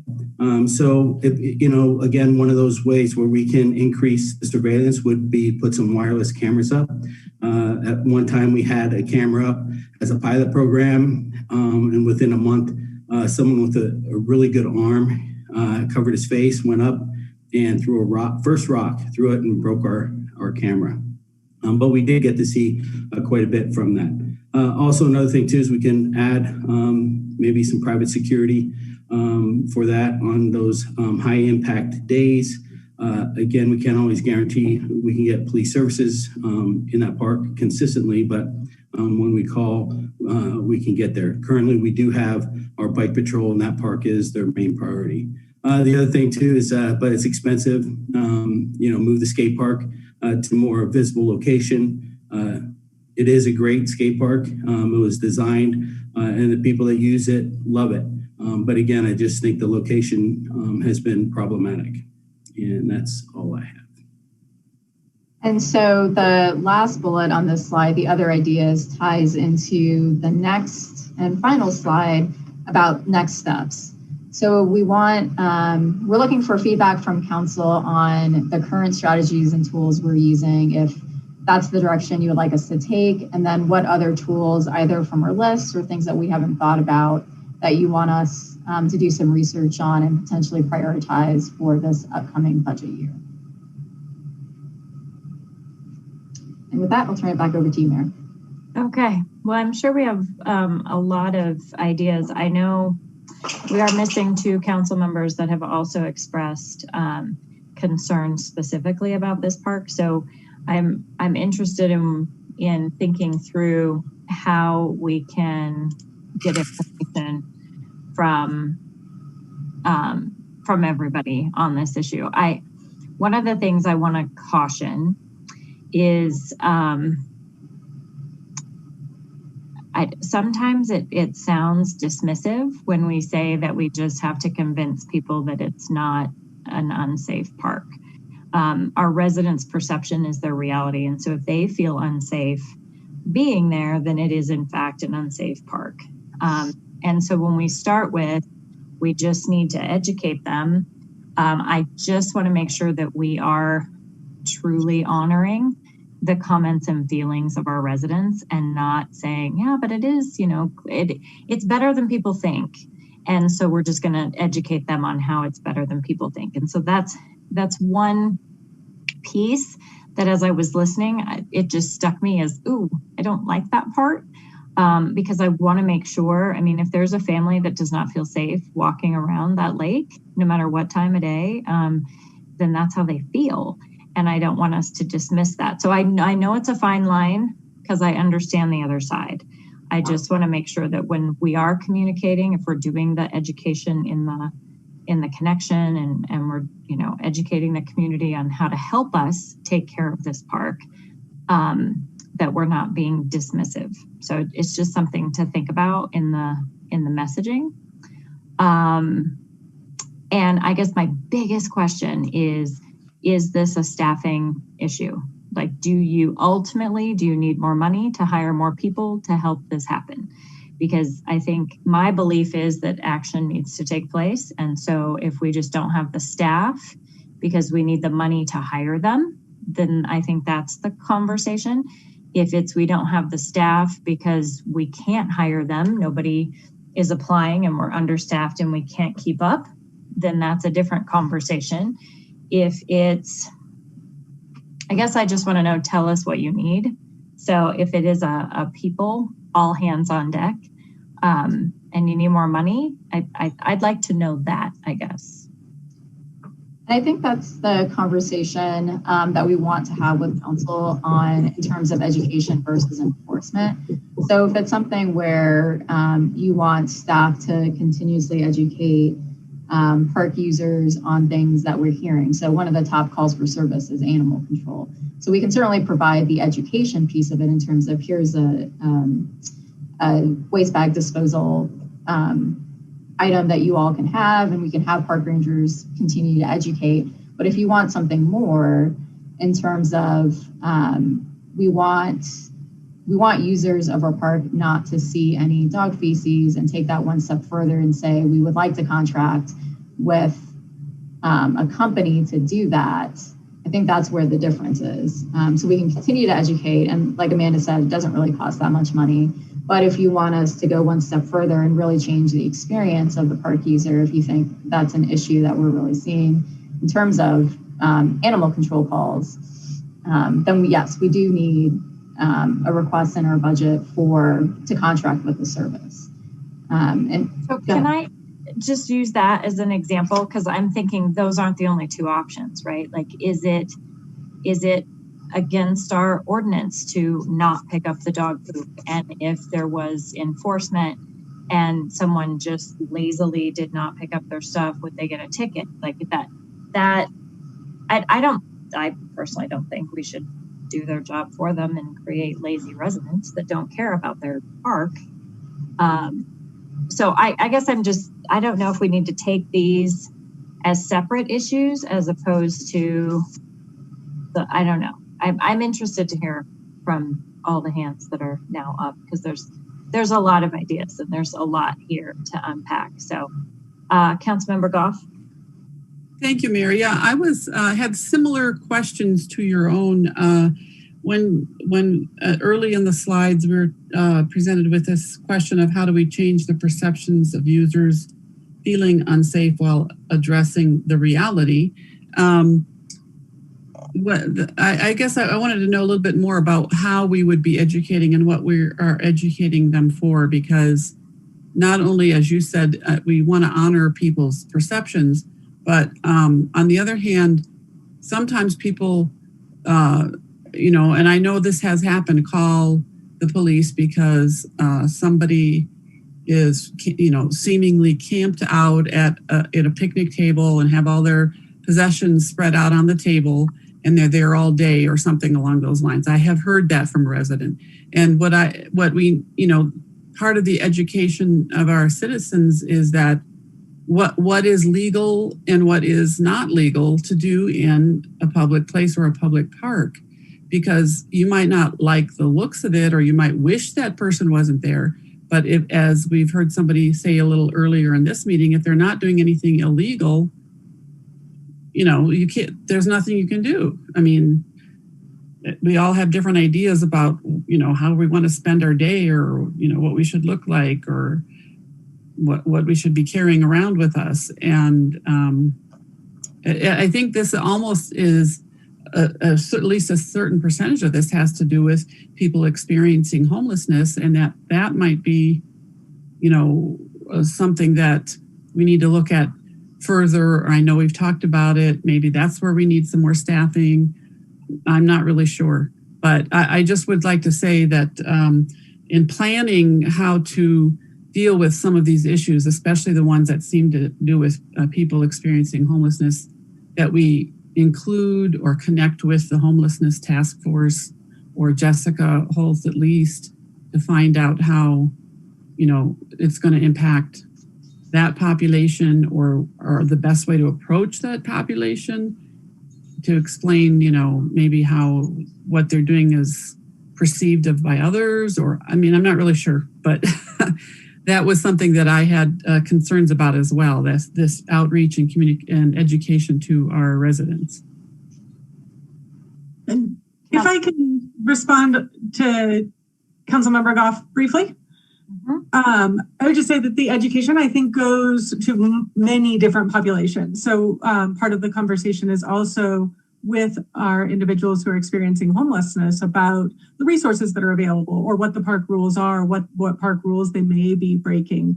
In addition, the Leave No Trace program that I brought up earlier, there's actually some training opportunities that are specifically for people experiencing homelessness, and helping them to make a lesser impact on the park spaces that they are spending time in. So I think there's education.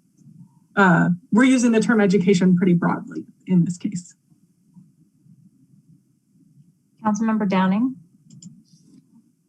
Thank you. And I don't think we actually received an answer, and maybe the chief can answer this, but I'm one of the first things as far as the dog waste. Can we issue a citation to someone that has a pet and continuously breaks the law? It would take more hands-on, I'm sure, to do that, but can we actually issue a citation for that? And maybe that's something we need to look at, because not everyone does that. You see folks all the time that walk around with their little, the bags and picking up. But there's a lot of folks, we go to the different parks, and there's a lot of folks that just let the dogs run, and then or even on leash, and then just walk away, and they don't even pay attention to picking up. So that's my one question. Yeah, of course, if we see the violation, we can issue a ticket for them not picking up their dog waste. The off leash, there's other things that we can see, but sometimes that's difficult unless you're sitting there and have your binoculars and watching those dogs. It's not the easiest thing sometimes. In my animal control, they're very busy, right? So they're all over the city.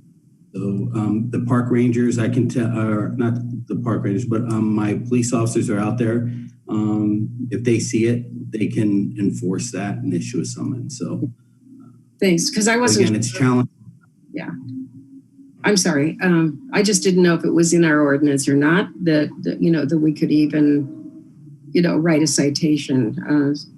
But that's more manpower that we would have to address in the budget. I do like the idea of taking a look at that Leave No Trace program. I'm kind of fascinated about that. I think that would be great. And I really would support the possibility of the seasonal park ranger to year round. I think it's a needed body that we have to assist in the personal touch and the outreach and education. I think that would help all of that. And I know we're doing a lot right now, and there's always, it takes, what can staff do? That's the other thing that all these things are great. We're doing a lot, and there's a lot of good ideas, and there's probably more, but what is the capacity of the staff at this point? What can you really do? I think that's a concern of mine also.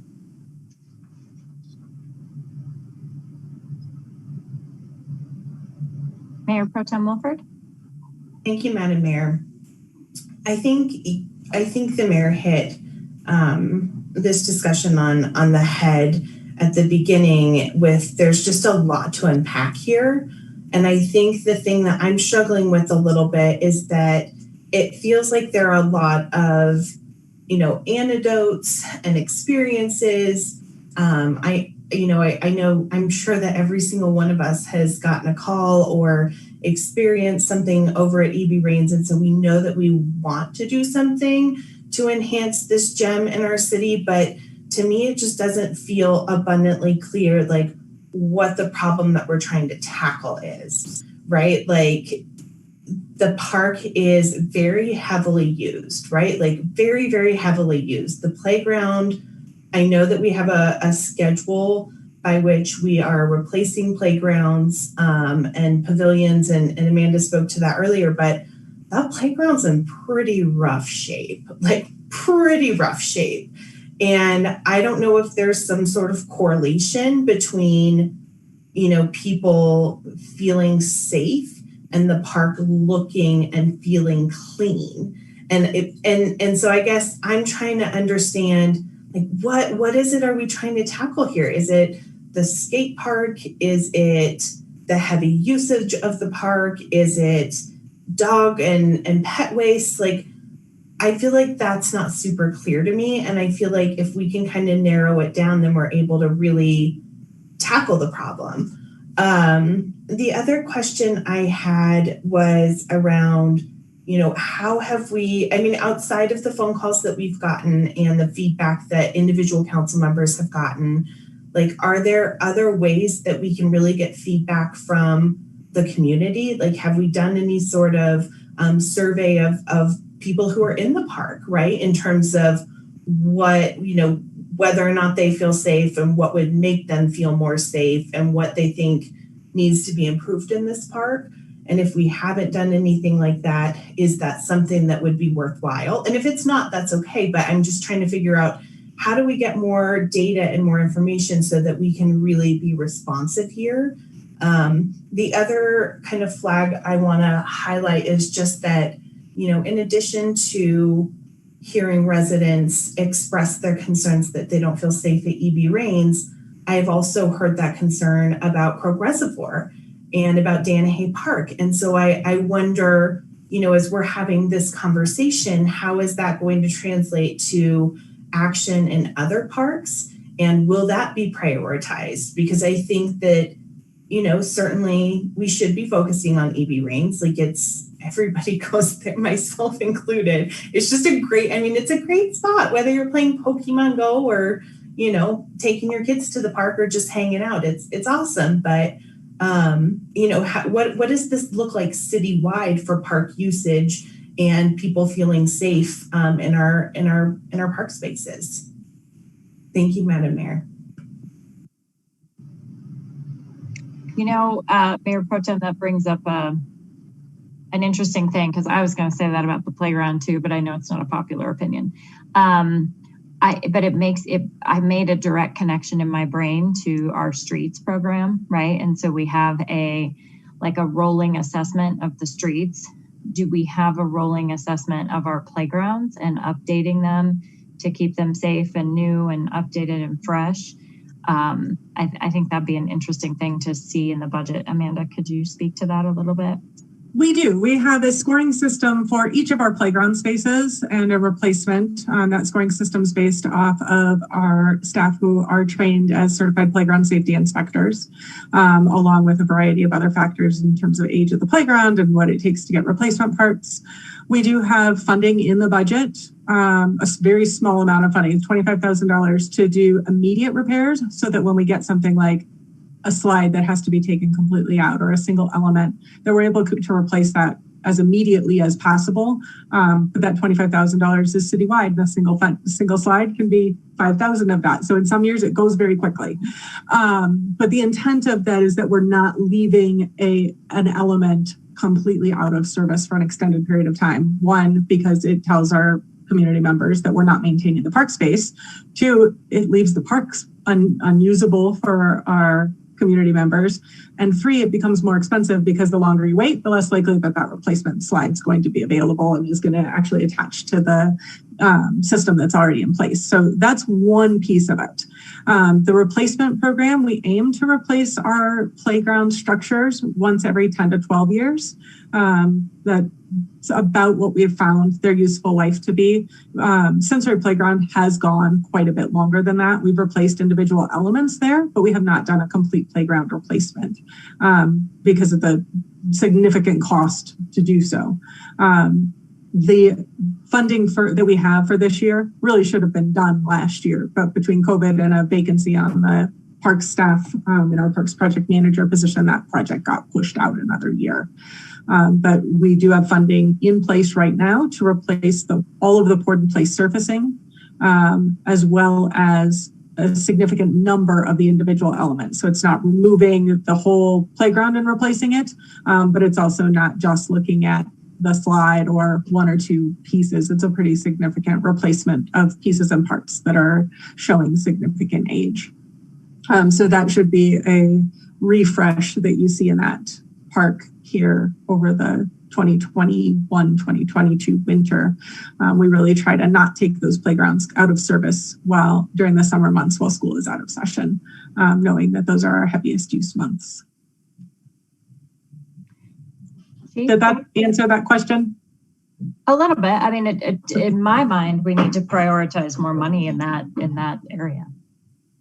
So, yeah. Chief, go ahead. One of the things too, I think Jenny hit on it, Mayor, you hit on it as well, is that perception or fear of crime. I think, it would help us when our residents call and they're saying, I'm afraid, maybe we can dig deeper and see what fear they have. Is it because of the disorder that they feel that the park's dirty or the lighting's bad, or, that we can, try to, I'll go back to crime prevention through environmental design. How can we make that look for a safer environment when they go into more inviting, and see what concerns they have and dig deeper and see if we can, find out some of those problems. So, but there's a lot of things that, we can do to assist us, or what I call guardians, and that's extra lighting, that's cameras, that's a lot of things that we could put in the park that doesn't need to be a human being, right? So there's other things that we can make people aware of that we have in our parks that can make them feel more safe, because that's our goal. We want that park being used by the good users, not those that go in there and might use it for criminal activity. And if they feel the park is in disarray or it's dirty or that kind of invites in, it shows that, hey, nobody cares about it. We're going to go and hang out. And if we're not challenged, we're going to stay and make it our own. So the more that, good activities we can bring into our parks, I think that's another good way to do it. And then again, increase our patrols, especially for the summer. I think it was really important. Amanda came to me and said, she said, Jim, can we please get the SROs this year on bikes and into the parks? Because, we want to see if we can reduce that. And that was really important. So, we have that extra patrol. So we'll see if that makes an impact on the calls for service this summer in 2021 on how that comes across and how people feel safe over there. Because when we're pedaling around on our bicycles, people do feel a little safer, I think. Absolutely.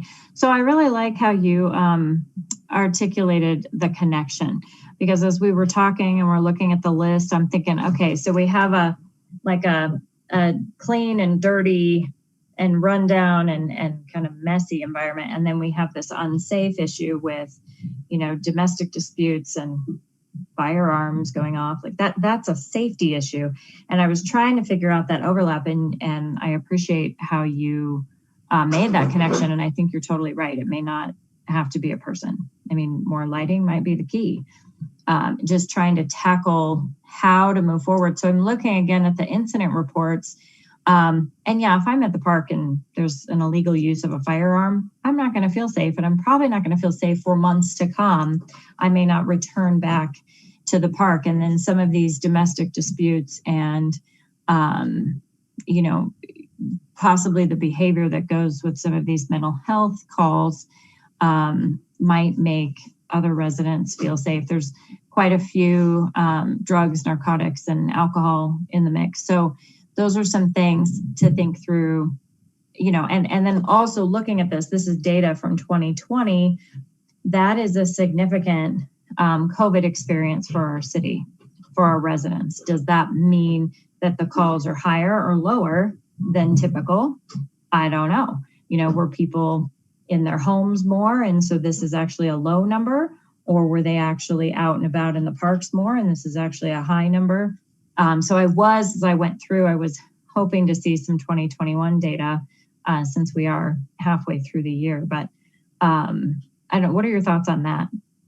Yeah, actually, I think, one good thing is I can go back to and pull more years. I think we just wanted to try to high level, do a 1 year comparison, but I can, again, 2020 was a different year. I totally agree with you. So again, I have 6 months worth of data. I can talk to Renee and see if she can pull me some data and stats on that, and I can just push it out to everybody in the next couple of days, so you guys can have, I'll see if I can get 2018, 2019, and then, January to current, and see what kind of, see where we're on track. But I'll do that for you, for everyone. Okay. And pardon my uninformed ignorance, perhaps. What is FOJ? What does that stand for? That I just drew a blank. Can you believe it? 30 years, and I just it says FOJ, or there's like an NC. Oh my gosh, I just drew a blank. That's okay. I guess I should have had my wine tonight. Okay, well, I just didn't know. I was reading it, and I'm like, so if it comes back to you, let us know. Well, I cannot answer that question for you. But in terms of park use in 2021, we definitely saw an increase in use just in general on our trails, on our park spaces. As people were at home more, they were also using their local amenities a whole lot more. We don't have trail counters, so I don't have an exact number, but I know some of the cities that do have trail counters saw significant increases in 2021. They're not seeing those levels return back to 2019 or 2020. Sorry, I don't even know what year it is anymore.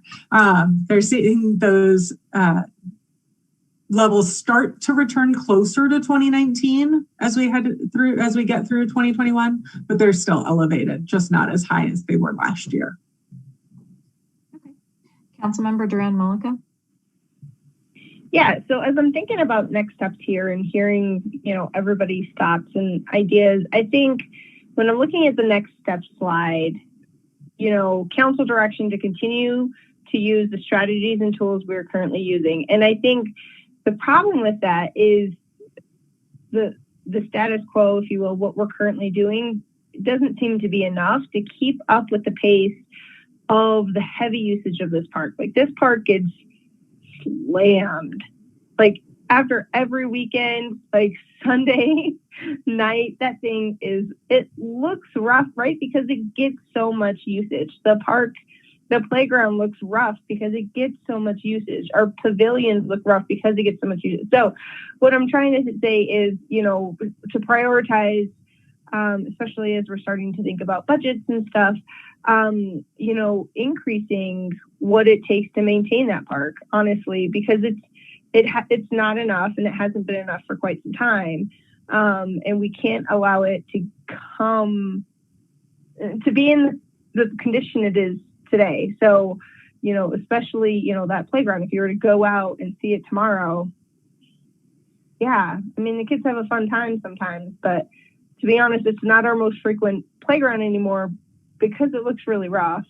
The park has a lot of trash in it. So, what do we need to do to increase that? And then when it comes to safety concerns, I really liked a lot of the suggestions that Chief had. So, what are the numbers around those? And, I wouldn't mind if we were able to get maybe like some survey data, if we had, staff who would be able to go out there and just have people fill out surveys and just tell us a little bit more about their experiences. Yeah, we'd probably get a lot of the same information we already have, but maybe it could help us dig a little deeper into, you know, how those perceptions are really tied with this idea of safety. You know, the quality of the park, does that make it yet less safe? And just what, you know, people are really saying, because I think that could also kind of help us tweak and decide what do we want to spend money on, and where do we think we could get the biggest bang for our buck. So. I'm muted. I want to double down on what Councilmember Duran Mullica just said before I forget. So I'll get to council members in a minute. When we consider the new rec center and when we consider the bigger civic center master plan, that park needs to be an amazing, like, pristine place to bring that entire picture into completion. And so unless someone, you know, really wants to debate this, I feel like when we look at upcoming budget seasons, we need to be providing the necessary resources to make sure that that park matches the amazingness of the rec center and amazingness of that whole development and how that's all going to come together. I would just propose that we consider that in our budgeting process. Councilmember Peterson. Thank you, Mayor. I appreciate what Representative Duran Mullica said on that. And I'll go a step further on that. Beyond a survey or getting data related to that, why don't the 9 of us go out there in shifts? Why don't we go out 2 at a time with a staff member, different times of the day, different times of the week, walk around, see what we see, talk to people informally, and collaboratively put our heads together about what we see and the things that we're hearing, the things that we're seeing. Oh my gosh, there's a ton of hypodermics right there in the bathroom. That's outrageous. You know, people are feeling accosted. People are feeling whatever. The playground is in disarray. Why don't we team up? And it doesn't even have to be ward by ward, but person by person, or, you know, 2 of us partner up and go with a staff member, go out and talk to, and again, even though this is in Ward 3, you know, all of the parks represent all of Northglenn in so many different ways. And this is a park that's more than a neighborhood park. It's right across from City Hall. And you know, let's do our own listening tour. Let's go out and put our heads together and look at it and see what's going on and talk to our residents and come back together and make this the park that it should be. Make it a jewel. It's and I think one of the things we have to ask ourselves, is this ultimately a public park, or is this have, you know, other secondary purposes where the public's need on this for quality of life and recreation is clouded out. And so let's go out there together, 9 of us, and see it. Yeah, I think that makes sense. I do know, Councilmember Peterson, that I'm pretty sure Catherine Goff walks it on a regular basis. And there are quite a few of us that have gone out and looked around and share those same personal experiences as our residents do. And I walk my little puppy out there too, and, you know, along with the parks in my neighborhood and stuff, but it's a destination place. But I was thinking about, not that we're ignorant of the park, but we go out in partners and then, you know, introduce ourselves and we represent the city, and how's the park experience for you? You know, then the onus is on us as opposed to not on the residents that we might catch here or there for them to fill out a form or do another survey. Then it's immediate and it's organic and it's legitimate. Councilmember Goff? Thank you, Mayor. Yeah, I guess I kind of jumped the gun with my first comments earlier about, you know, some flower beds that were looking at abandoned. But I was in my mind thinking that if a place doesn't look well taken care of, then it kind of doesn't feel safe. It doesn't feel as safe as some place that is really well taken care of. So that was where I was going with that. But the other thing I just want to point out is that it's kind of interesting that we have, and I'm not sure like how to resolve this contradiction or whatever it is, but we have some very legitimate and serious concerns about what happens in the park and the state of the park, the cleanliness and safety of the park. But on the other hand, we keep talking about what heavy use the park gets. So there's obviously something about it that is really appealing to a lot of people. And I would say that many people who come and use and walk around the park or whatever, they aren't even Northglenn residents, because it's so close to the Webster Lake Promenade. People, either are working there or eating a meal there, then they walk around the park. People they come for the Pokemon Go, which I know makes people smile, but it's true. Oh my gosh, if you've ever been in there on a Saturday, and it's just amazing. So there are a lot of things that are very appealing to people, and there are some things that are not. And so we really do want to capitalize or respect or understand better what it is that people really like, what's drawing people to the park. And then what can we do to, balance out the heavy usage so it doesn't look so, worn out or rough around the edges is what I'm hearing a lot. But Sunday night, Monday morning, yeah, it does look pretty bad. And I know the staff works really hard to try to get out there and clean things up. And it not even necessarily just Monday morning, but after events or when there's just been a lot of people there, you see signs of a lot of people being there. And so I am, for one, am in favor of looking at ways to, and I realize that it'll probably mean money, increasing of the budget towards the maintenance and upkeep of that park. And it really, maybe even all our parks. But I'm hearing what people are saying about EV Rains, and especially with the opening of the new rec center across the street, it just is not a good balance to have this beautiful new place and then across the street someplace that looks like it hasn't been taken care of. So that'll do it for me, I think, on my comments. Councilmember Peterson. In the short term, I would favor an increased police presence with SROs and bike cops there in the meantime, as we talk. I'm not sure where we're going in terms of what we're doing. We're all acknowledging that there's a problem. We haven't defined what the problem is, nor how to define it, nor on that level how to potentially solve it on so many different layers. And so in the absolute short term, people don't feel safe, so they're not safe. And this, I think, goes a lot further than the quality of the paint on the swing sets. And so I would favor for the SROs and an increased bike cop presence, through the remainder of the summer through Labor Day. And then that could serve as, again, further informational outreach, working with Jessica for various homeless populations. And that presence there of the eyes and the ears on the ground too can be our first line of data in terms of what we're seeing in the park, what's happening, how the people are doing. And that presence, alone, I think is a required commitment from our council to our budget to our residents to address an overwhelming need that we've all heard. I did see Councilmember Lookman-Haramasa. I didn't know if you had your hand up or, okay.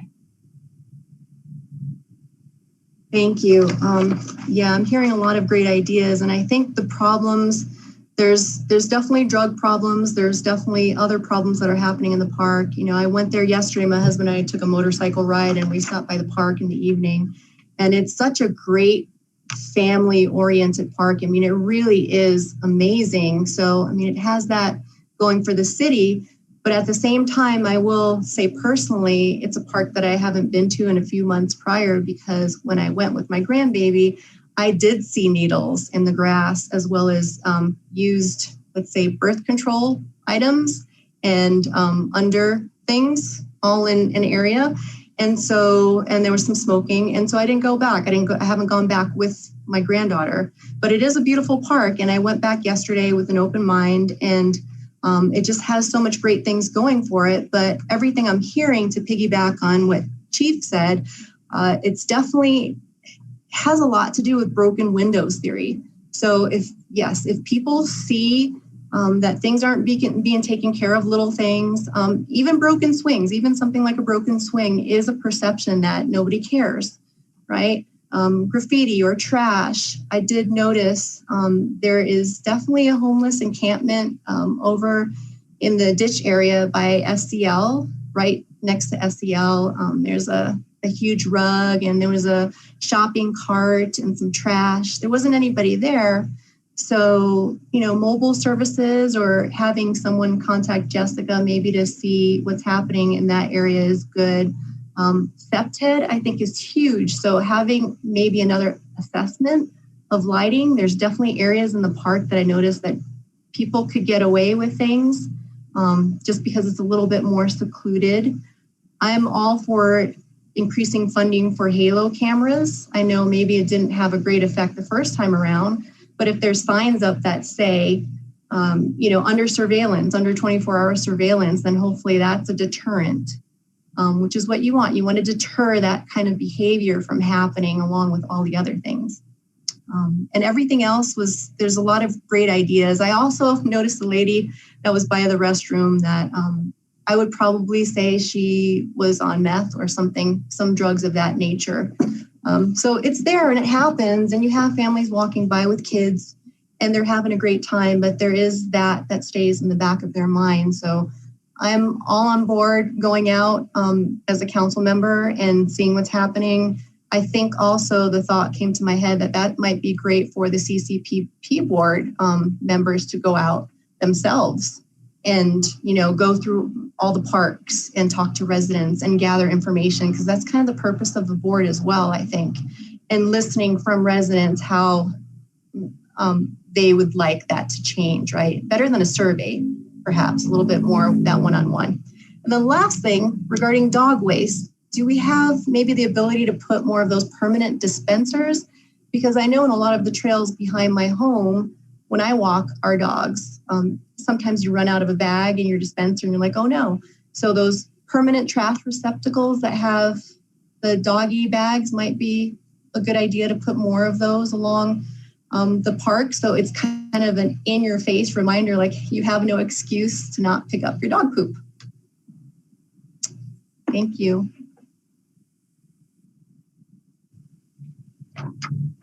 So I'm not quite sure we landed on, a ton of do this and don't do that. I don't know. Do you have more questions for us?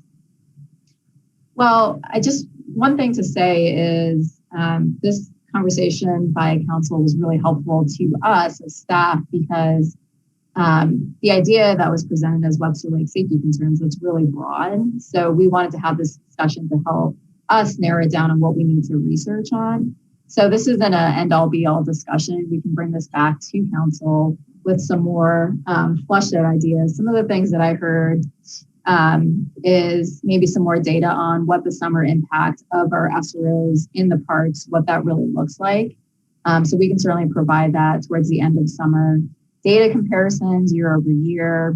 Some outside council mentioned some sort of survey data and what it would cost in terms of beautifying the park is also something else that I heard. I'm sure there's other things that I've written down that I've missed, but we can certainly circle back as staff and provide some more research and data and updates to council. Can I ask a quick question? Since I feel like we've sort of started with the cleanliness may lead to the safety pieces. Amanda, how are you feeling staffing wise?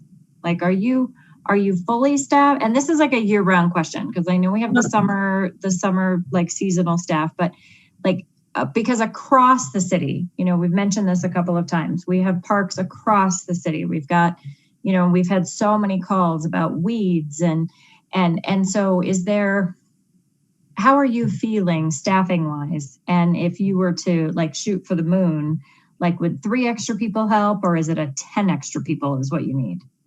So I would say staff is definitely feeling overwhelmed, particularly last year and this year, though it's not a new thing for them.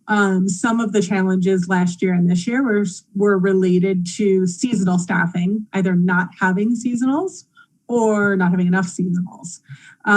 But some of it is just an overall increase in workload and trying to stay caught up, right? So there's both pieces at play.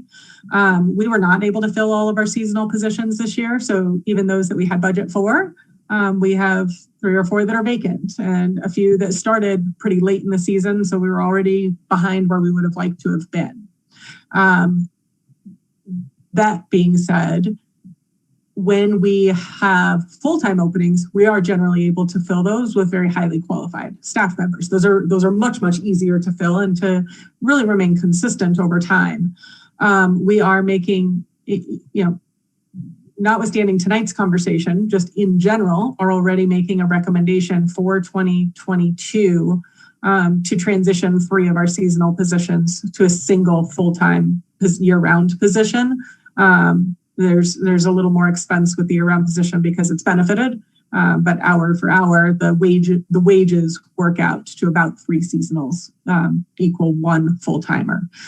Certainly, if we're not filling those seasonal positions, we would much prefer being able to have one person year-round than not have 3 people, but have the potential to do it, right? On the staffing side, I was hearing what you were saying tonight in kind of 3 different buckets. One is capital improvement. That's things like playground replacements, pavilion replacements, big improvements to the park space on a more regular basis. So that kind of falls into that capital improvement bucket. The next is trash or cleanliness, and that's going to fall into our regular maintenance budget. That's our everyday parks maintenance staff, our PMWs that are out there doing maintenance. We have 14, I think I have that number right, parks maintenance workers to do everything citywide right now. So that's everything from every right-of-way space to every median to every park to every trail, and all the projects that come up in between. Can we use more staff to maintain drains as well as some of our other high use spaces? Absolutely. There is a need there. And then the third bucket would be safety. And I think that really falls within, that police presence, survey information, outreach, and really understand park rangers and really understanding what it is that our community members are seeing and what it is that would make the biggest impact on their use of the park space. Rupa brought up, and I failed to mention because I wasn't making the connection as specific to this project versus our overall Parks and Recreation master plan. But we are scheduled for a Parks and Rec master plan update in 2022. We are required to do that every 5 years. 5 years ago, we did look to have a consultant come in and assist us with that. We did not receive funding. We are asking again in 2022 to do a more robust update of our Parks and Recreation master plan. A lot has changed in our community since that was last done. We now have will have by that time a new rec center, senior center, and theater. We've had a lot of park spaces that have seen improvements or changes. We've seen changes to our demographics as we see younger families moving in, and so those needs are changing. So part of that proposed project is a public engagement component, as well as a complete needs assessment for our Parks and Recreation facilities. For the community. So I think that could play a significant role. Obviously it's a year out, so there's things that can be done in the interim, but that could certainly be one tool to help us hear more from our community members and have a means of really documenting long-term what those needs are and how we plan on tackling them.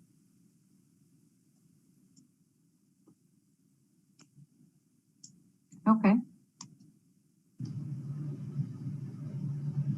So did we hit a landing point for you? Yeah, so our next steps is we'll take what we've heard from council. I think council's helped us narrow down the focus a little bit in terms of what else we need to provide to council. So we'll bring this item back to council with some next steps, some more research and data to help guide the discussion along. So this wasn't end all be all. Okay. Well, and one thing I didn't hear from this group is a reluctance to spend money on this issue. So, I mean, I just didn't hear it. You know, this may not be an area that we need to tighten our belt if it's you know, safety and security of our residents and our park spaces. So, when you bring more information back, I think including the cost of that, I think would make sense.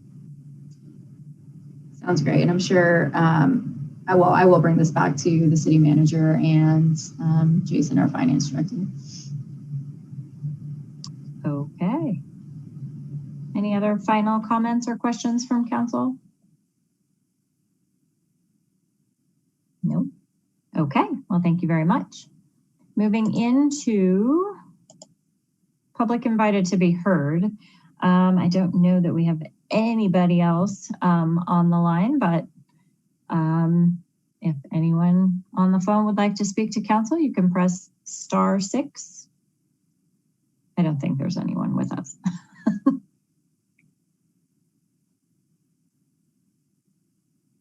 Okay. All right. Well, there being no further business, we are adjourned. Have a great night, everyone.